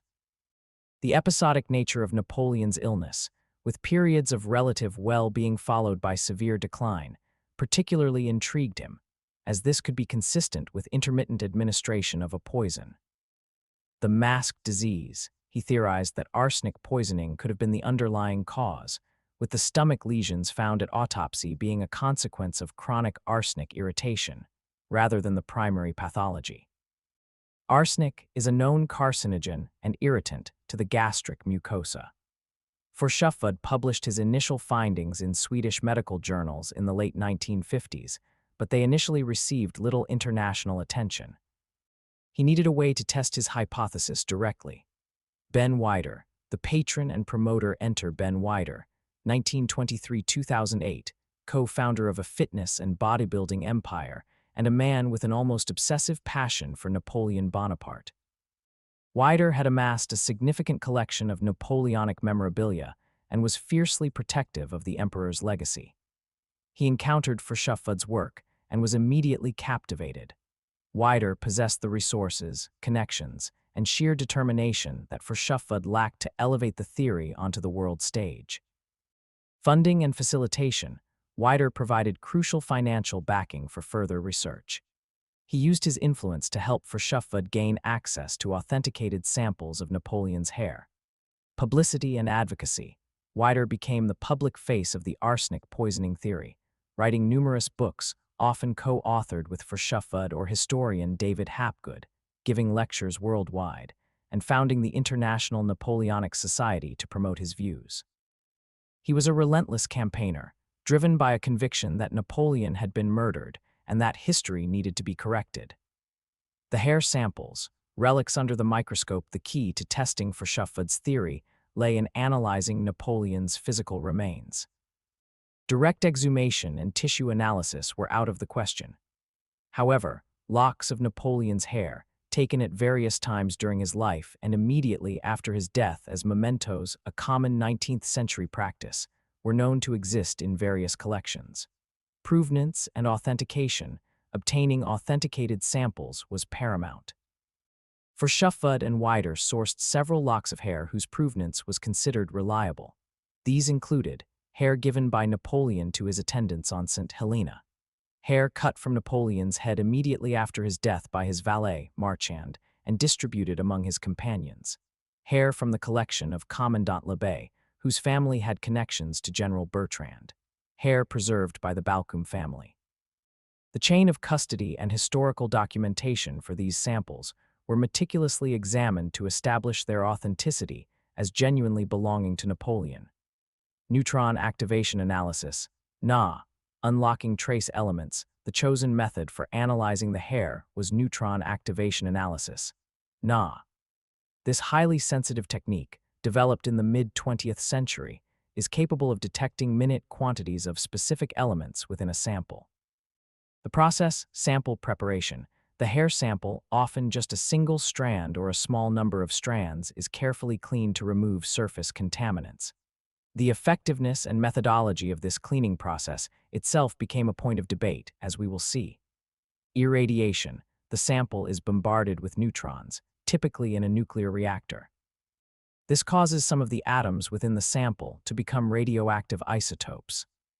Gamma ray detection. As these newly formed radioactive isotopes decay, they emit gamma rays at characteristic energy levels, unique to each element. Quantification. By measuring the intensity and energy of these gamma rays using a detector, scientists can identify the elements present in the sample and quantify their concentrations with remarkable precision, often down to parts per billion. NAA was ideal for this purpose because it was non-destructive, or nearly so for small samples, and could detect the very low levels of arsenic that might be present even in cases of chronic poisoning. The startling results and their interpretation. The first NAA tests were conducted in the early 1960s at the Harwell Atomic Energy Research Establishment in the UK and later at other laboratories. The results were, for Forshuffud and Weider, a stunning vindication, elevated arsenic levels. The analyses consistently revealed arsenic levels in Napoleon's hair that were significantly higher than what is considered normal for healthy individuals today, typically less than 1 part per million, ppm. Levels in Napoleon's hair ranged from around 2 ppm to over 50 ppm in some segments, with many samples showing levels 10 to 40 times the modern average. Segmental analysis and peaks and troughs. Hair grows at a relatively constant rate, approximately 1.5 cm per month. By analyzing short segments of a single long hair strand, it's theoretically possible to create a timeline of exposure to certain substances. Verschaffud and his collaborators claimed that the arsenic concentrations varied along the length of the hairs, showing peaks, high concentrations, followed by troughs, lower concentrations. They interpreted this pattern as evidence of intermittent administration of arsenic, corresponding to periods when Napoleon was reported to be particularly ill, followed by periods of recovery when the poisoner might have temporarily ceased administration. This seemed to rule out a single massive dose or constant environmental exposure at a steady level. Correlation with symptoms. Verschaffud meticulously correlated these supposed peaks in arsenic exposure with the detailed symptomology recorded in the St. Helena memoirs. He argued that periods of high arsenic coincided with Napoleon's most acute attacks of illness, while troughs matched periods of relative improvement. Monotone, the prime suspect, emerges with scientific data seemingly supporting arsenic poisoning. The next logical step was to identify the poisoner. Verschaffud and Wider, after examining the circumstances and the individuals surrounding Napoleon on St. Helena, zeroed in on Comte Charles Tristan de Monotone. Opportunity. Monotone was one of the few who remained with Napoleon from his arrival on St. Helena until his death. He had close and regular access to the emperor. Crucially, he was often in charge of Napoleon's food and particularly his wine. Napoleon had his own private stock of wine, which Monotone supervised. Wine was an ideal vehicle for administering tasteless or near-tasteless arsenic compounds like arsenic trioxide, white arsenic. Motive 1. Royalist agent, the political assassination theory. Verschaffud and Wider posited that Monotone was secretly an agent of the French royalists, specifically the ultra-royalist faction surrounding the Comte d'Artois, later King Charles X. The Bourbons, even after their restoration, lived in fear of Napoleon's enduring popularity and the possibility of another return. Eliminating him permanently, but in a way that appeared natural to avoid international outcry, would have served their interests. Albine de Monthone's connections. Monthone's wife, Albine, had known royalist sympathies and connections. It was suggested she might have been a conduit for instructions, or even a reluctant accomplice. Her departure from St. Helena in July 1819, 2 years before Napoleon's death, was woven into this narrative. Perhaps her part was played, or she could no longer bear the strain of the plot. Monthone's past. Monotone had a somewhat dubious past, including periods where his loyalty to Napoleon was questionable. He had served the Bourbons briefly during the First Restoration. Motive 2. Personal gain. The greed theory. Napoleon's will, dictated in his final weeks, named Monotone as a principal beneficiary, bequeathing him a substantial sum of 2 million francs as well as other valuable items. He was also named as one of the executors. Could Monotone have poisoned Napoleon to ensure his own financial enrichment, and to prevent Napoleon from changing his will if he lingered too long, or if Monotone fell out of favor? This motive, while plausible, is perhaps less grand than the political assassination theory, but psychologically compelling for a man known to have financial difficulties. Motive 3. The alleged affair and revenge. A more salacious angle. Some theories, often more speculative, suggested that Monotone might have been motivated by jealousy or revenge related to an alleged affair between Napoleon and Albine de Monotone. If Napoleon had spurned Albine, or if Monotone felt slighted, this could provide a darker, more personal motive. However, evidence for this as a primary driver is thin. Monthone's character, described as charming, manipulative, and ambitious, Monotone was adept at ingratiating himself. He carefully cultivated Napoleon's favor, especially after Las Cases and Gourgaud departed. His own memoirs, History of the Captivity of Napoleon at St. Helena, published decades later, portrayed him as a devoted servant but also subtly positioned him at the center of events.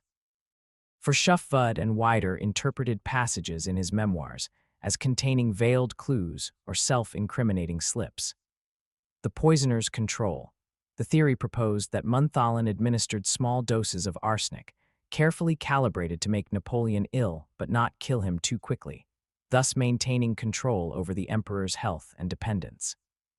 The final, fatal decline could have been due to a larger dose or the cumulative effect of years of poisoning, perhaps combined with other toxic medicines. Other suspects considered and largely dismissed. Sir Hudson Lowe / the British government, while Lowe was Napoleon's jailer and implemented harsh policies. Directly orchestrating a poisoning plot was seen as too risky for the British government. A sudden, suspicious death would have been a diplomatic disaster.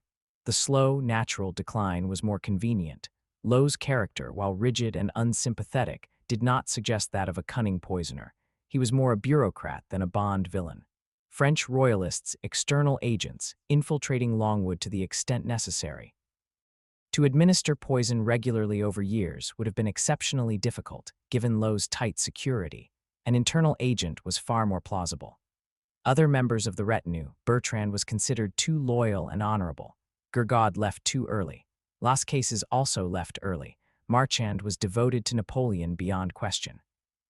Antimarchi arrived late in the saga and was generally considered incompetent rather than malevolent, though his final medical interventions were disastrous. The Forchefeld-Wider thesis, with its blend of historical detective work, scientific analysis, and a compelling narrative of betrayal, gained considerable public traction. Books were published, documentaries were made, and the Napoleon was murdered theory became a staple of popular historical debate. Ben Wider, in particular, tirelessly championed the cause until his death in 2008, convinced he had uncovered one of history's greatest cover-ups. Part 4.2, The Arsenic Debate Complexities, Counterarguments, and Scientific Scrutiny, the theory of Napoleon's assassination by arsenic poisoning, compelling as it was, did not go unchallenged. A robust and often heated debate ensued among historians, toxicologists, and forensic scientists. The counterarguments focused on several key areas: the ubiquitous nature of arsenic in the 19th century, the interpretation of the hair analysis data, and alternative explanations for Napoleon's symptoms and death. 1. Environmental and incidental arsenic exposure. The ubiquitous toxin in the 19th century was in many ways an arsenic-laden era. The element was far more prevalent in everyday life than it is today, leading to numerous pathways for unintentional exposure, wallpaper pigments. This became a major focus of counter-arguments. Scheele's green copper arsenite and Schweinfurt green copper acetorsenite. These vibrant, arsenic-based green pigments were extremely popular in the early 19th century for coloring wallpapers, fabrics, and even children's toys. They were prized for their brightness and durability. Longwood's wallpaper. It is documented that some rooms at Longwood House, including potentially Napoleon's private chambers, were decorated with green wallpaper. Samples of wallpaper purportedly from Longwood, dating to the period, have been analyzed and found to contain significant amounts of arsenic. Mechanism of exposure. In damp environments like Longwood, molds such as Scopulariopsis brevicalis could grow on the wallpaper paste or the paper itself. These molds could metabolize the arsenic compounds in the pigment, releasing volatile arsenic containing organic compounds, arsines, particularly trimethylurcine, into the air. These arsines are gaseous and could be inhaled. Furthermore, the wallpaper itself could degrade, releasing fine arsenic containing dust particles that could be inhaled or ingested. Direct contact with the wallpaper could also lead to dermal absorption, though this is generally a less significant route for inorganic arsenic. Significance: chronic, low-level inhalation or ingestion of arsenic from wallpaper could plausibly account for elevated arsenic levels in hair over time, without invoking malicious intent. The damp, poorly ventilated conditions at Longwood would have exacerbated such exposure.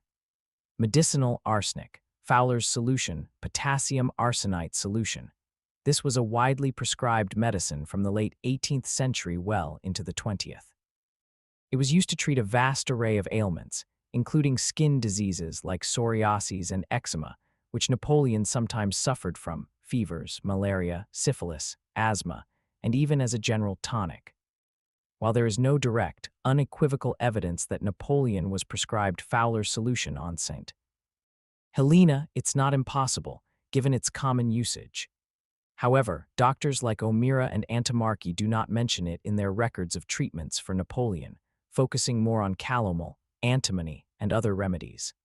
Other patent medicines and quack remedies, the 19th century was rife with unregulated patent medicines, some of which contained arsenic or other heavy metals without necessarily declaring it. Cosmetics, hair tonics, and toiletries. Some cosmetics and hair preparations of the era contained arsenic compounds, often for alleged benefits to skin complexion or hair growth/color. While Napoleon was not known for elaborate cosmetic use, general exposure through common toiletries cannot be entirely ruled out, though it's considered a less likely major source for him. Wine and food contamination. Wine production. Arsenic compounds like arsenic trioxide were sometimes used as fining agents to clarify wine, or as pesticides, e.g., lead arsenate, copper acetoarsenite in vineyards to protect grapes from insects and fungi. Residues could remain in the finished wine. Napoleon was a connoisseur of wine and consumed it regularly, though often diluted. The specific wines he drank on St. Helena came from various sources, and their arsenic content is unknown but could have been a contributing factor. Food preservation and contamination. Arsenic was sometimes used in food preservation, though less commonly than other methods. Agricultural use of arsenical pesticides could also lead to residues in food. Rat poison. Longwood was notoriously infested with rats. Arsenic trioxide was a common and effective rat poison. Accidental contamination of food preparation surfaces or stored food by rat poison was a possibility in such an environment. Airborne dust from disturbed rat poison could also be inhaled. Coal smoke and environmental pollution. Burning coal releases arsenic into the atmosphere, as arsenic is a natural trace component of many coal seams.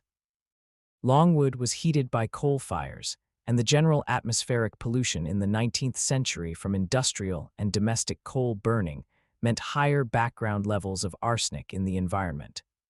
1. Interpreting hair analysis data, a complex forensic puzzle. While NAA is a powerful tool, the interpretation of arsenic levels in historical hair samples is fraught with complexity. External vs. internal contamination. This is a critical distinction.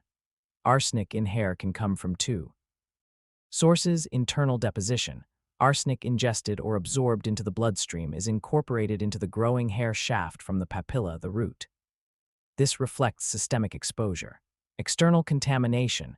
Hair can also absorb arsenic directly from the environment, e.g., from arsenic-laden dust, water, or even sweat containing excreted arsenic that then binds to the hair surface.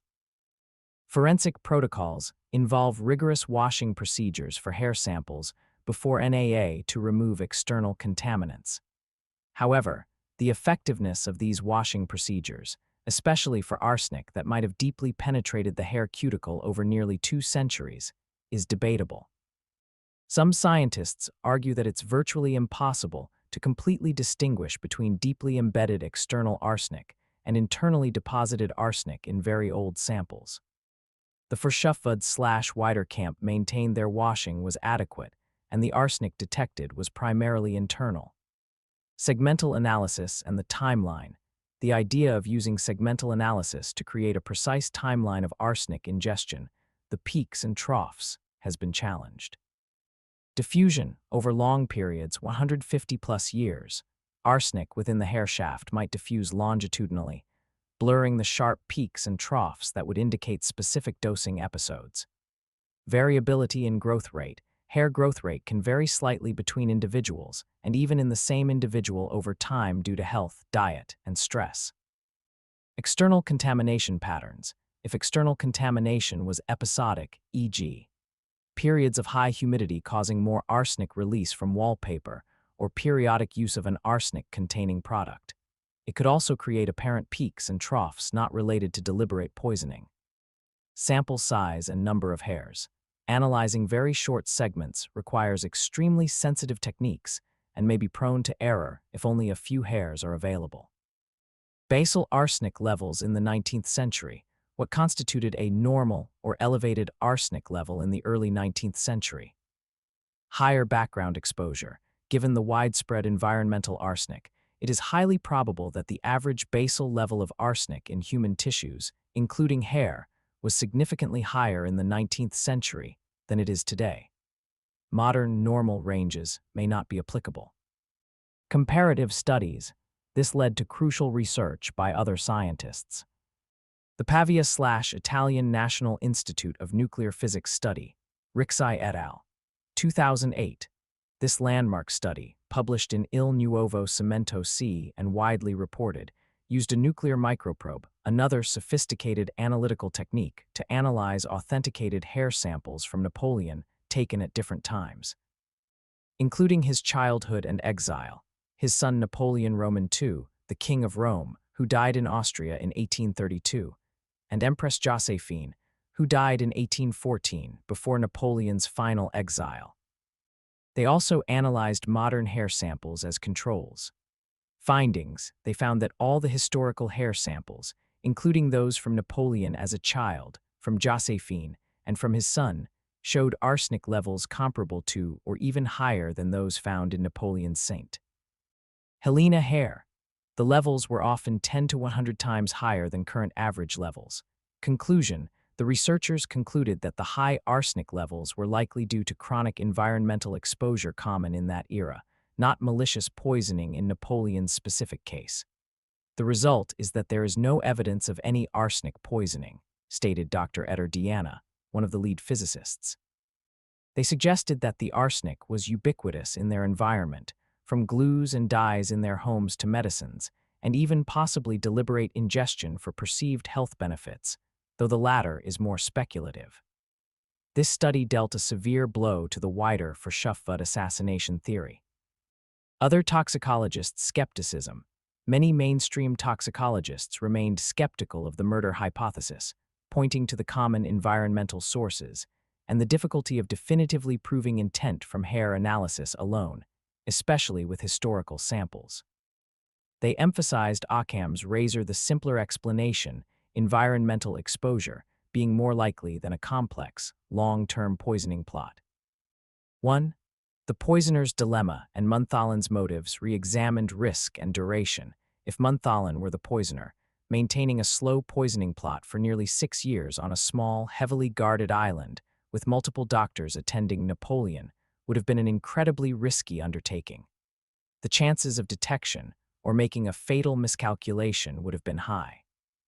Why not a more decisive, quicker method if the goal was simply elimination?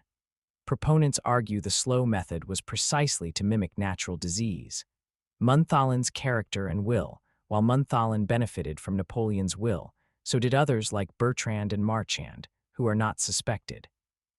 Greed is a powerful motive, but proving it drove him to murder is another matter. His loyalty, however complex, was also a factor. He chose to go to St. Helena. His memoirs, while self-serving, also express admiration for Napoleon. The royalist agent theory, while fitting a grand conspiracy, lacks definitive proof of his connection to such a plot or instructions. 1. Alternative explanations for Napoleon's symptoms and death, even if one dismisses the arsenic murder theory. The question of Napoleon's specific cause of death and the interpretation of his symptoms remains. The gastric cancer/ulcer debate, to be expanded further in Part 4.3, the official cause of death, stomach cancer or a perforated gastric ulcer, could account for many of his symptoms, particularly the progressive gastrointestinal distress, weight loss, cachexia, and the terminal coffee ground vomiting. Medical mismanagement as a major contributor. Regardless of the primary disease, the medical treatments Napoleon received were undeniably harmful by modern standards. Chronic mercury poisoning, calomel. The repeated, often large doses of calomel, mercurous chloride, would have led to chronic mercury poisoning. Symptoms of this include neurological problems, tremors, irritability, Mad Hatter syndrome, kidney damage, gastrointestinal irritation, and skin issues. Some of these overlap with arsenic poisoning symptoms and with Napoleon's reported ailments. Chronic antimony poisoning tartaremetic, antimony potassium tartrate, while used acutely in the final days, may have been used in smaller doses earlier. Antimony is also a toxic heavy metal with effects similar to arsenic, including severe gastrointestinal upset. The massive final dose given by Antimarchi to a man with a likely perforated stomach could easily have been a fatal insult. Combined heavy metal toxicity, the synergistic effect of multiple heavy metal poisons, mercury, antimony, and potentially environmental arsenic on an already diseased and weakened body would have been devastating.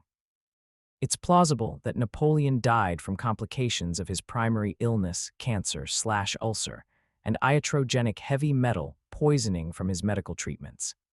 This view is held by many medical historians.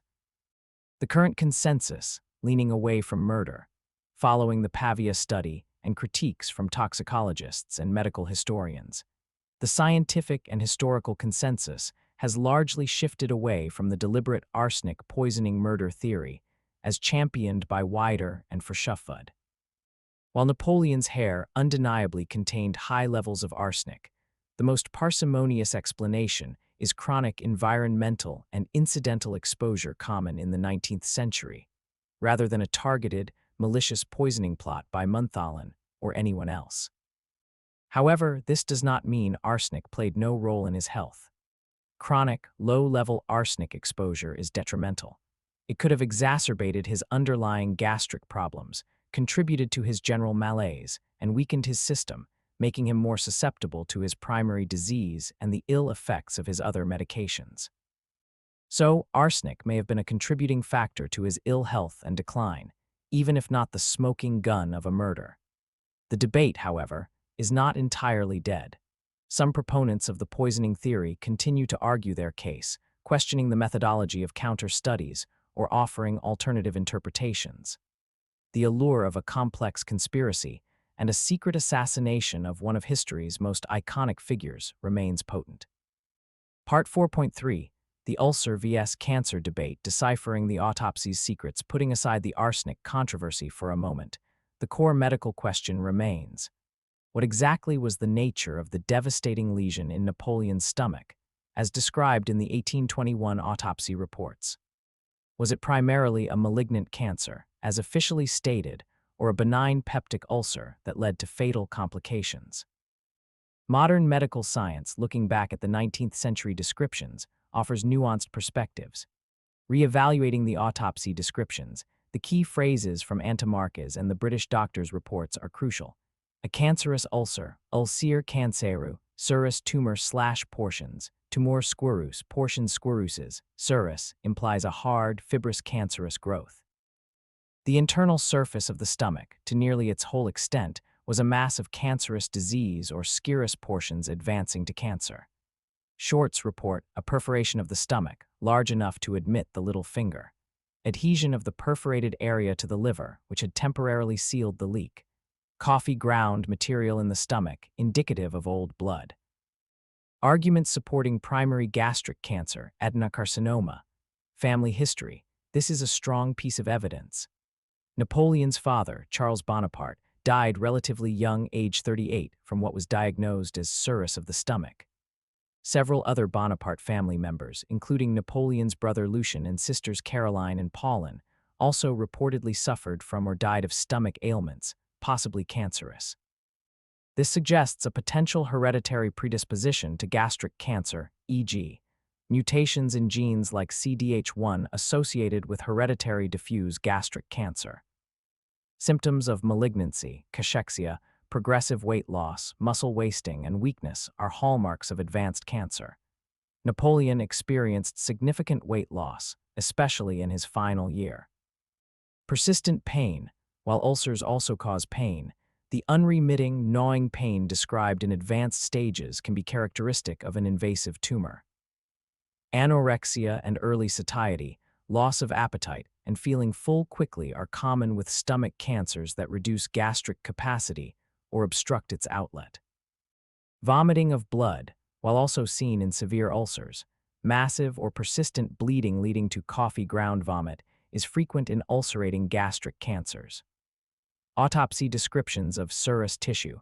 The term serous was specifically used in the 19th century to describe hard, invasive cancers.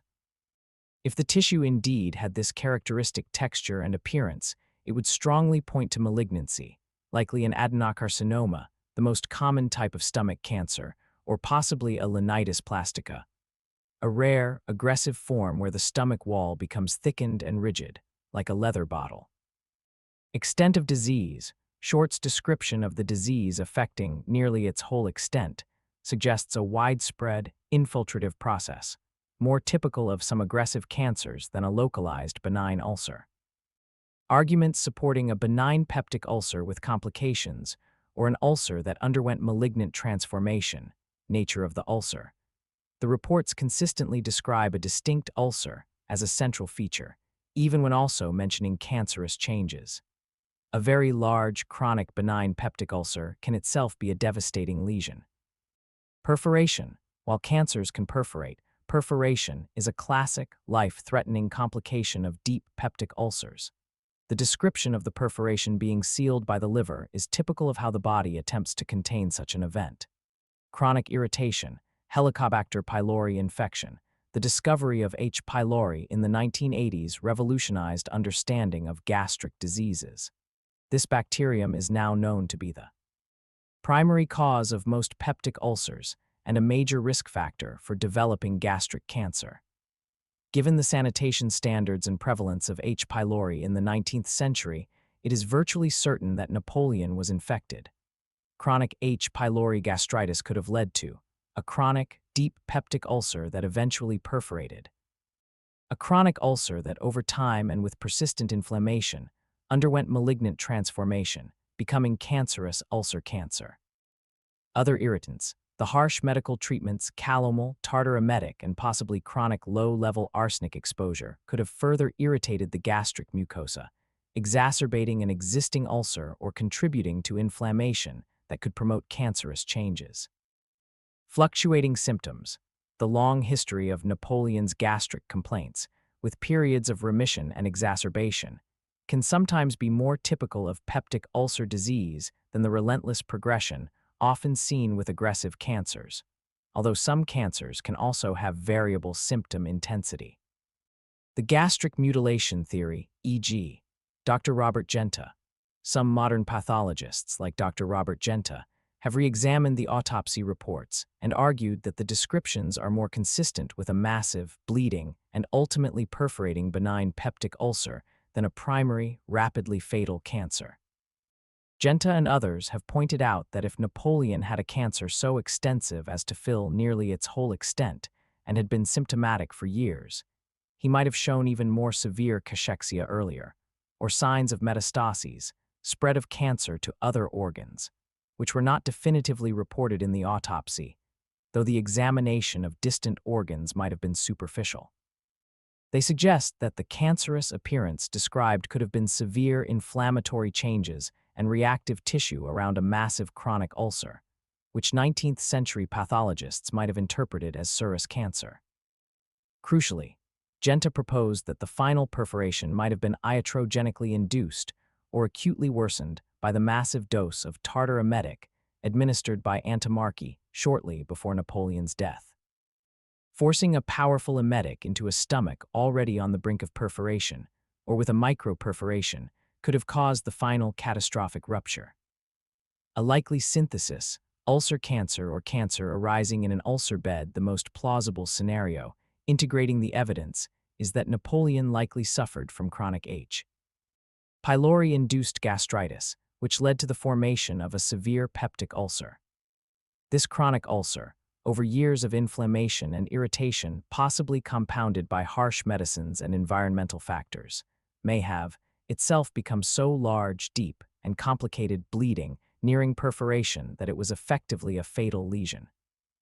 Or undergone malignant transformation, with cancer, adenocarcinoma, developing within the ulcer bed or at its margins.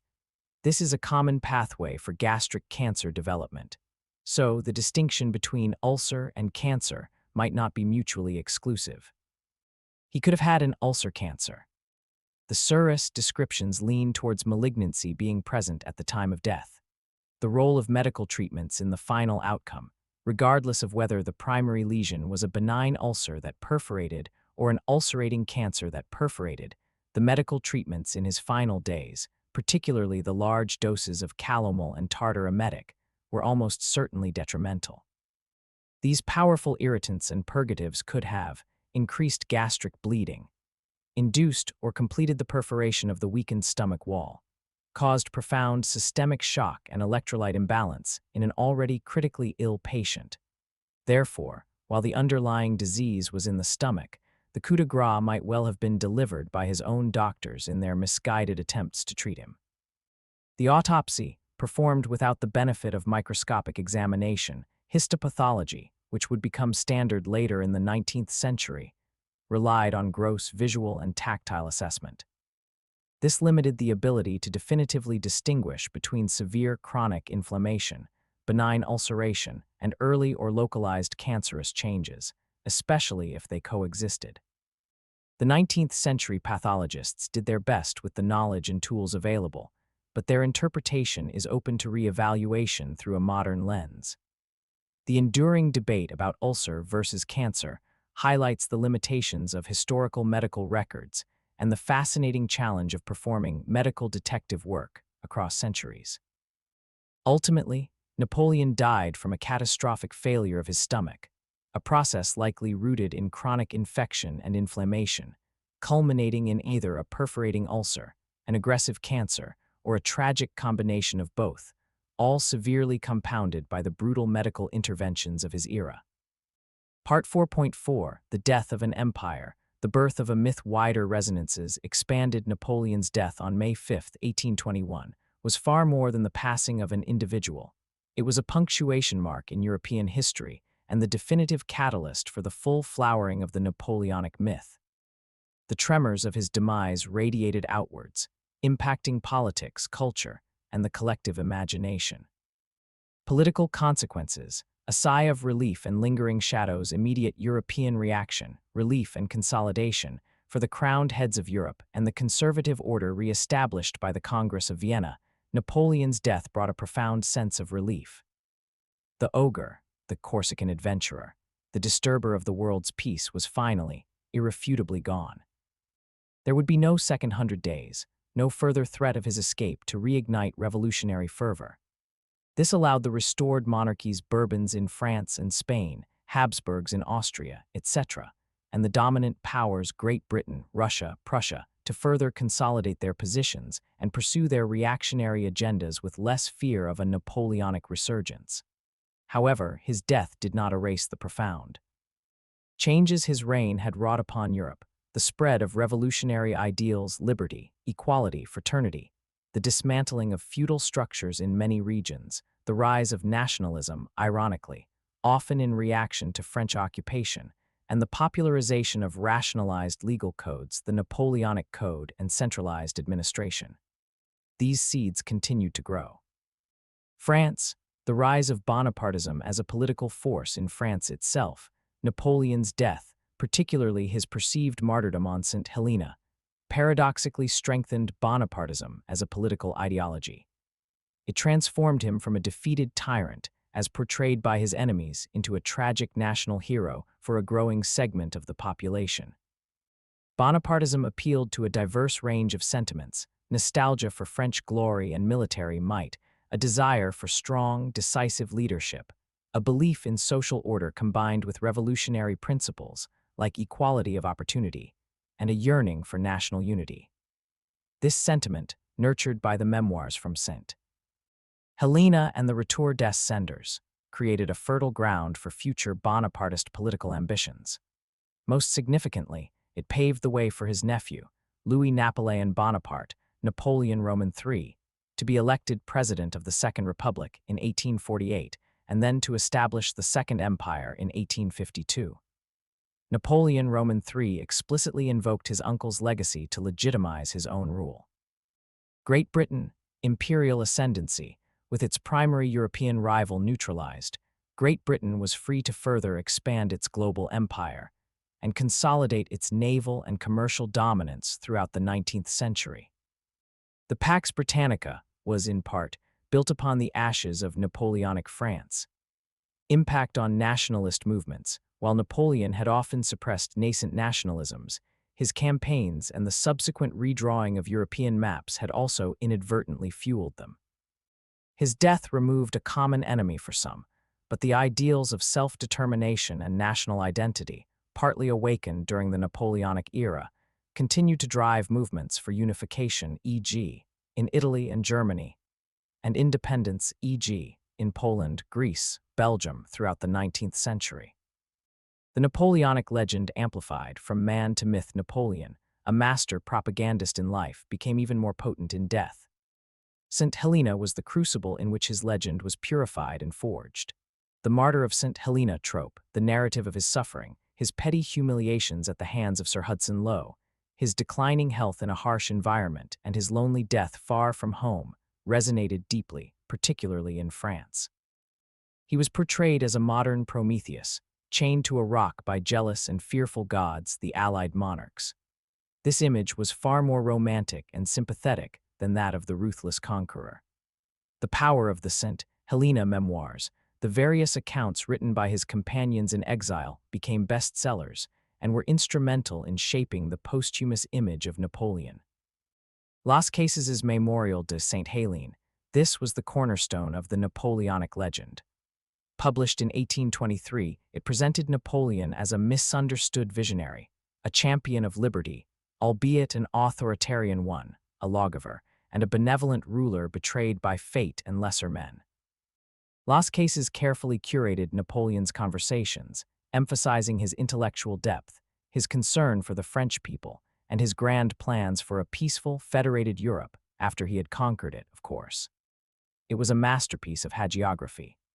O'Meara's A Voice from St. Helena, published in 1822, O'Meara's account of his time as Napoleon's physician was highly critical of Hudson Lowe and the British government's treatment of the emperor. It depicted Napoleon as a dignified sufferer and Lowe as a cruel, obsessive jailer, further fueling the martyrdom narrative and causing a sensation in Britain and Europe. Monthalin's History of the Captivity of Napoleon at St. Helena, published much later, 1846-47, Monthalin's account, while also largely favorable to Napoleon, is more complex, given his later implication in the poisoning theories. It positioned him as a key confidant and loyal servant. Bertrand's Cahiers de St. Helene and Gergaud's Journal de St. Helene, these were published even later, Bertrand's not fully until the mid-20th century, Gergaud's earlier but less widely read initially. They provide more candid, less sanitized, and sometimes critical glimpses into the daily life, squabbles, and Napoleon's more human frailties at Longwood. Gergaud's diary, in particular, reveals Napoleon's manipulative side and the intense psychological pressures within the exiled household. While not initially part of the mainstream legend building, these accounts offer crucial counterpoints for historians. Marchand's memoirs, published in the 20th century, the Valais detailed and devoted account provided intimate details of Napoleon's last years and was a key source for Verschaffud's initial suspicions regarding arsenic. Artistic and literary representations, Napoleon's life, and especially his tragic end, became a rich source of inspiration for artists, writers, poets, and composers throughout the 19th century and beyond. Romanticism, the Romantic movement, with its emphasis on individualism, emotion, heroism, and the tragic fate of great men, found an ideal subject in Napoleon. Lord Byron, Victor Hugo, Stendhal, Honoré de Balzac, Alessandro Manzoni, Heinrich Heine, and many others grappled with his legacy in their works. Visual arts, paintings by Delaroche, Napoleon at Fontainebleau, Bonaparte crossing the Alps, though the latter depicts an earlier, more triumphal moment. Its iconic status fed the legend, Gérôme, and countless popular prints depicted scenes from his life and death, often imbued with pathos or heroism. The death masks themselves became objects of veneration. Music, Beethoven's initial dedication of his Third Symphony, Eroica, to Bonaparte later retracted in disgust when Napoleon declared himself emperor, shows the powerful impact Napoleon had on the artistic imagination even during his ascendancy. Berlioz's grand Symphonie funèbre et triomphale was performed during the Retour des Cendres. Inspiration for future figures.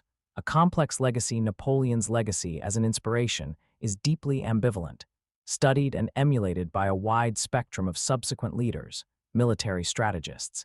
His campaigns continue to be studied in military academies worldwide for their brilliance in strategy, tactics, logistics, and leadership. Figures from Clausewitz, who analyzed him extensively, to Patton and Schwarzkopf, have drawn lessons from his generalship. Nation builders and reformers. His administrative reforms, the centralized state, the Napoleonic Code, influencing legal systems across Europe and Latin America. The system of lycées and universities, the Legion of Honor, provided models for modern state building. Leaders like Atatürk in Turkey and even some post-colonial leaders looked to aspects of his statecraft. Autocratic rulers and dictators. Unfortunately, Napoleon's authoritarianism, his use of propaganda, his police state, his suppression of dissent, and his relentless ambition also provided a dangerous model for later dictators. Figures from Mussolini to other 20th-century strongmen have, at times, explicitly or implicitly invoked his example of concentrated power and national destiny guided by a single, exceptional leader. Nationalist movements. While sometimes a suppressor of nationalism, his example of forging a powerful, unified nation-state, France, out of revolutionary chaos also inspired nationalist leaders striving for their own country's unity and greatness.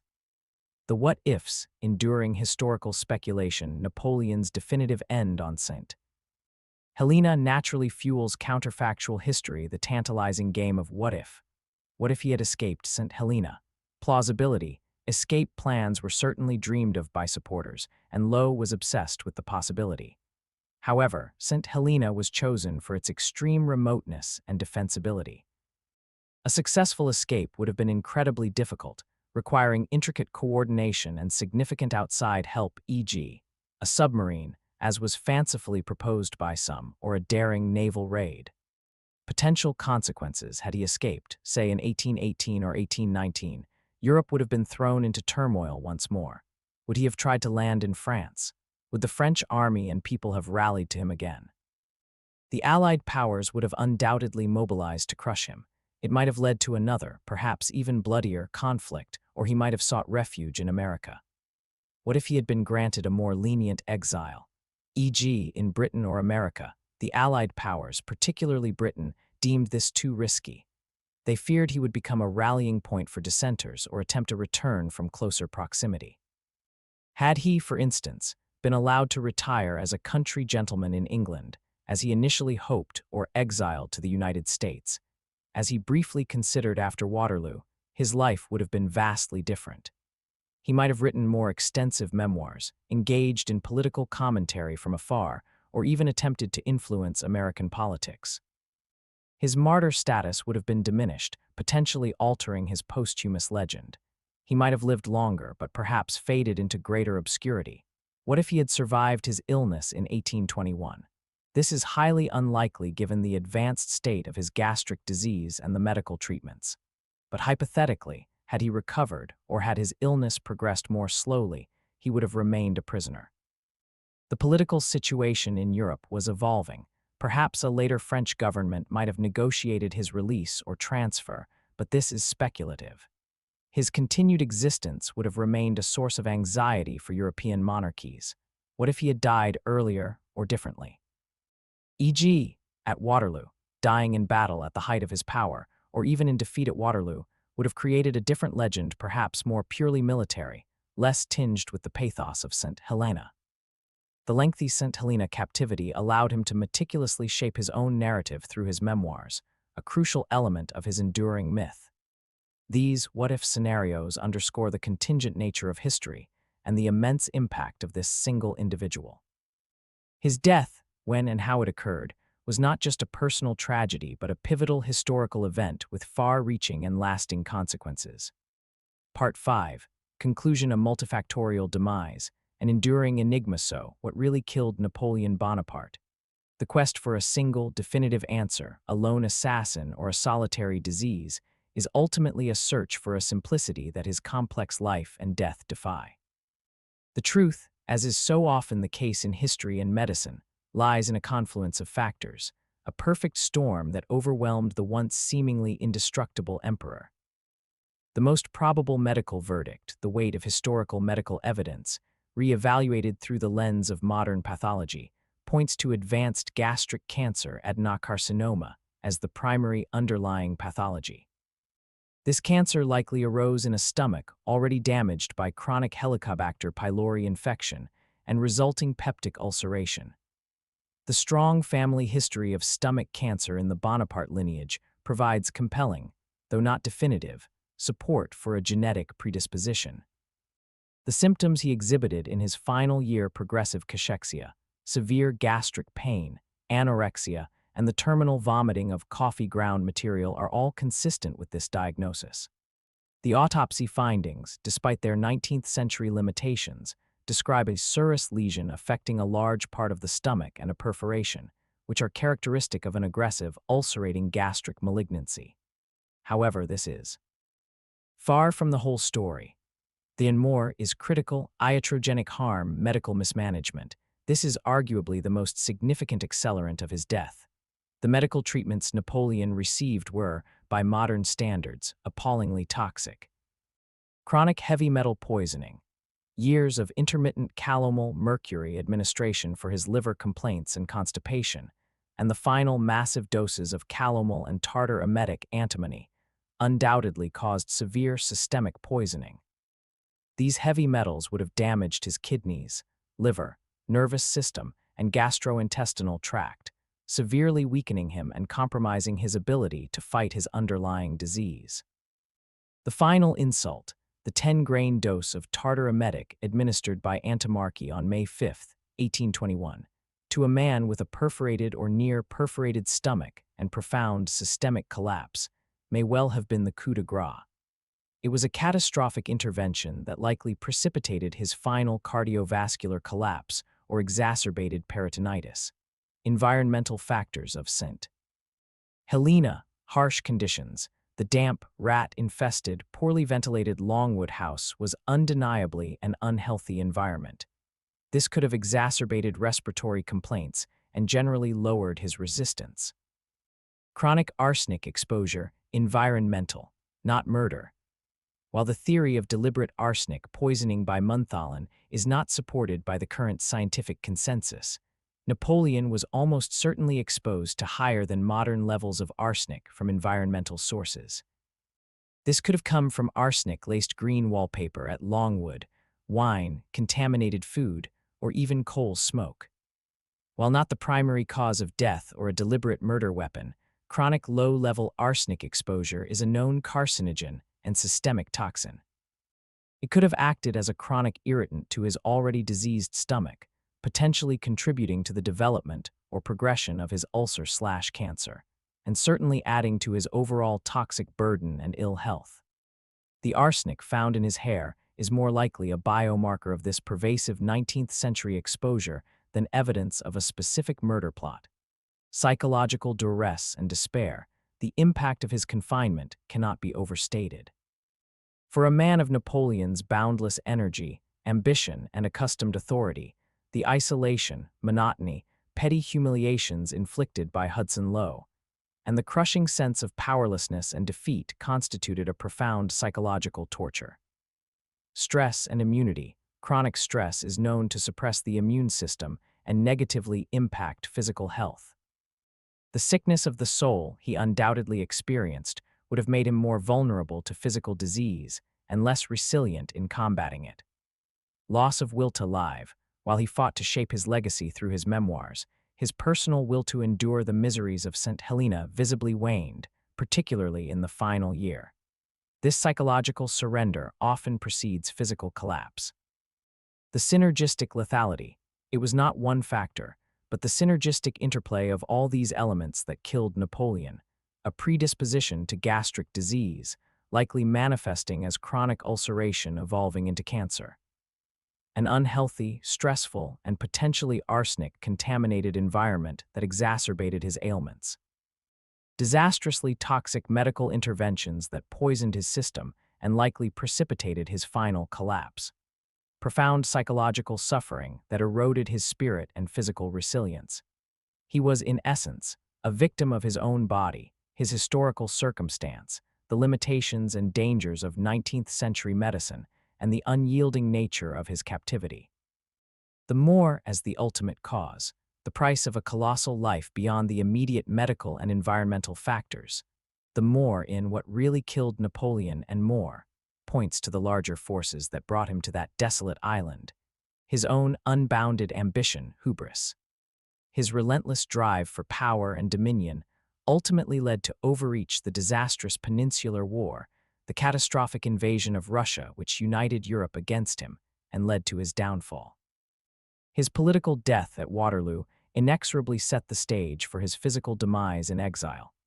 The fear and resolve of his enemies, the Allied powers were determined that he should never again threaten European stability.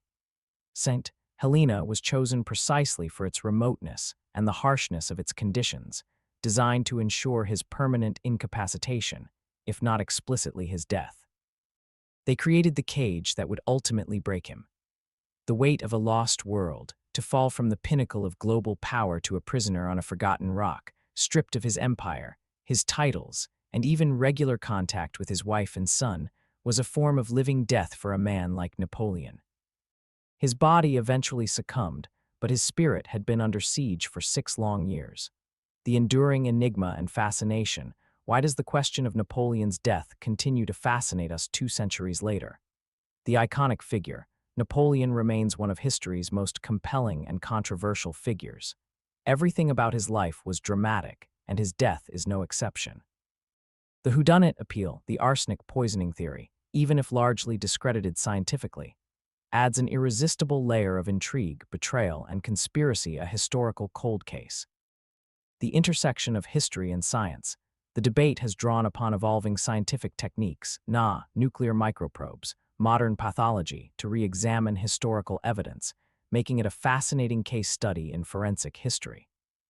The human drama, his final years on St. Helena, are a poignant human story of suffering, resilience, despair, and the struggle for legacy against overwhelming odds. The power of myth, Napoleon was a mythmaker, and his death became a cornerstone of his enduring legend. The very controversies surrounding his end contribute to its mythic quality. In conclusion, Napoleon Bonaparte was not dispatched by a single assassin's dose of arsenic. He died a more complex and arguably more tragic death, a slow erosion by disease, by toxic cures, by an unforgiving environment, and by a broken spirit. He was killed by the culmination of his extraordinary life and the brutal realities of his final confinement. The eagle was caged, and in that cage, it was subjected to a multitude of injuries, both visible and invisible, until it finally succumbed. His passing was not a simple event, but the denouement of a grand, operatic tragedy, the echoes of which still resonate today, ensuring that the question of what really killed Napoleon and more will likely be debated for as long as his monumental story is told.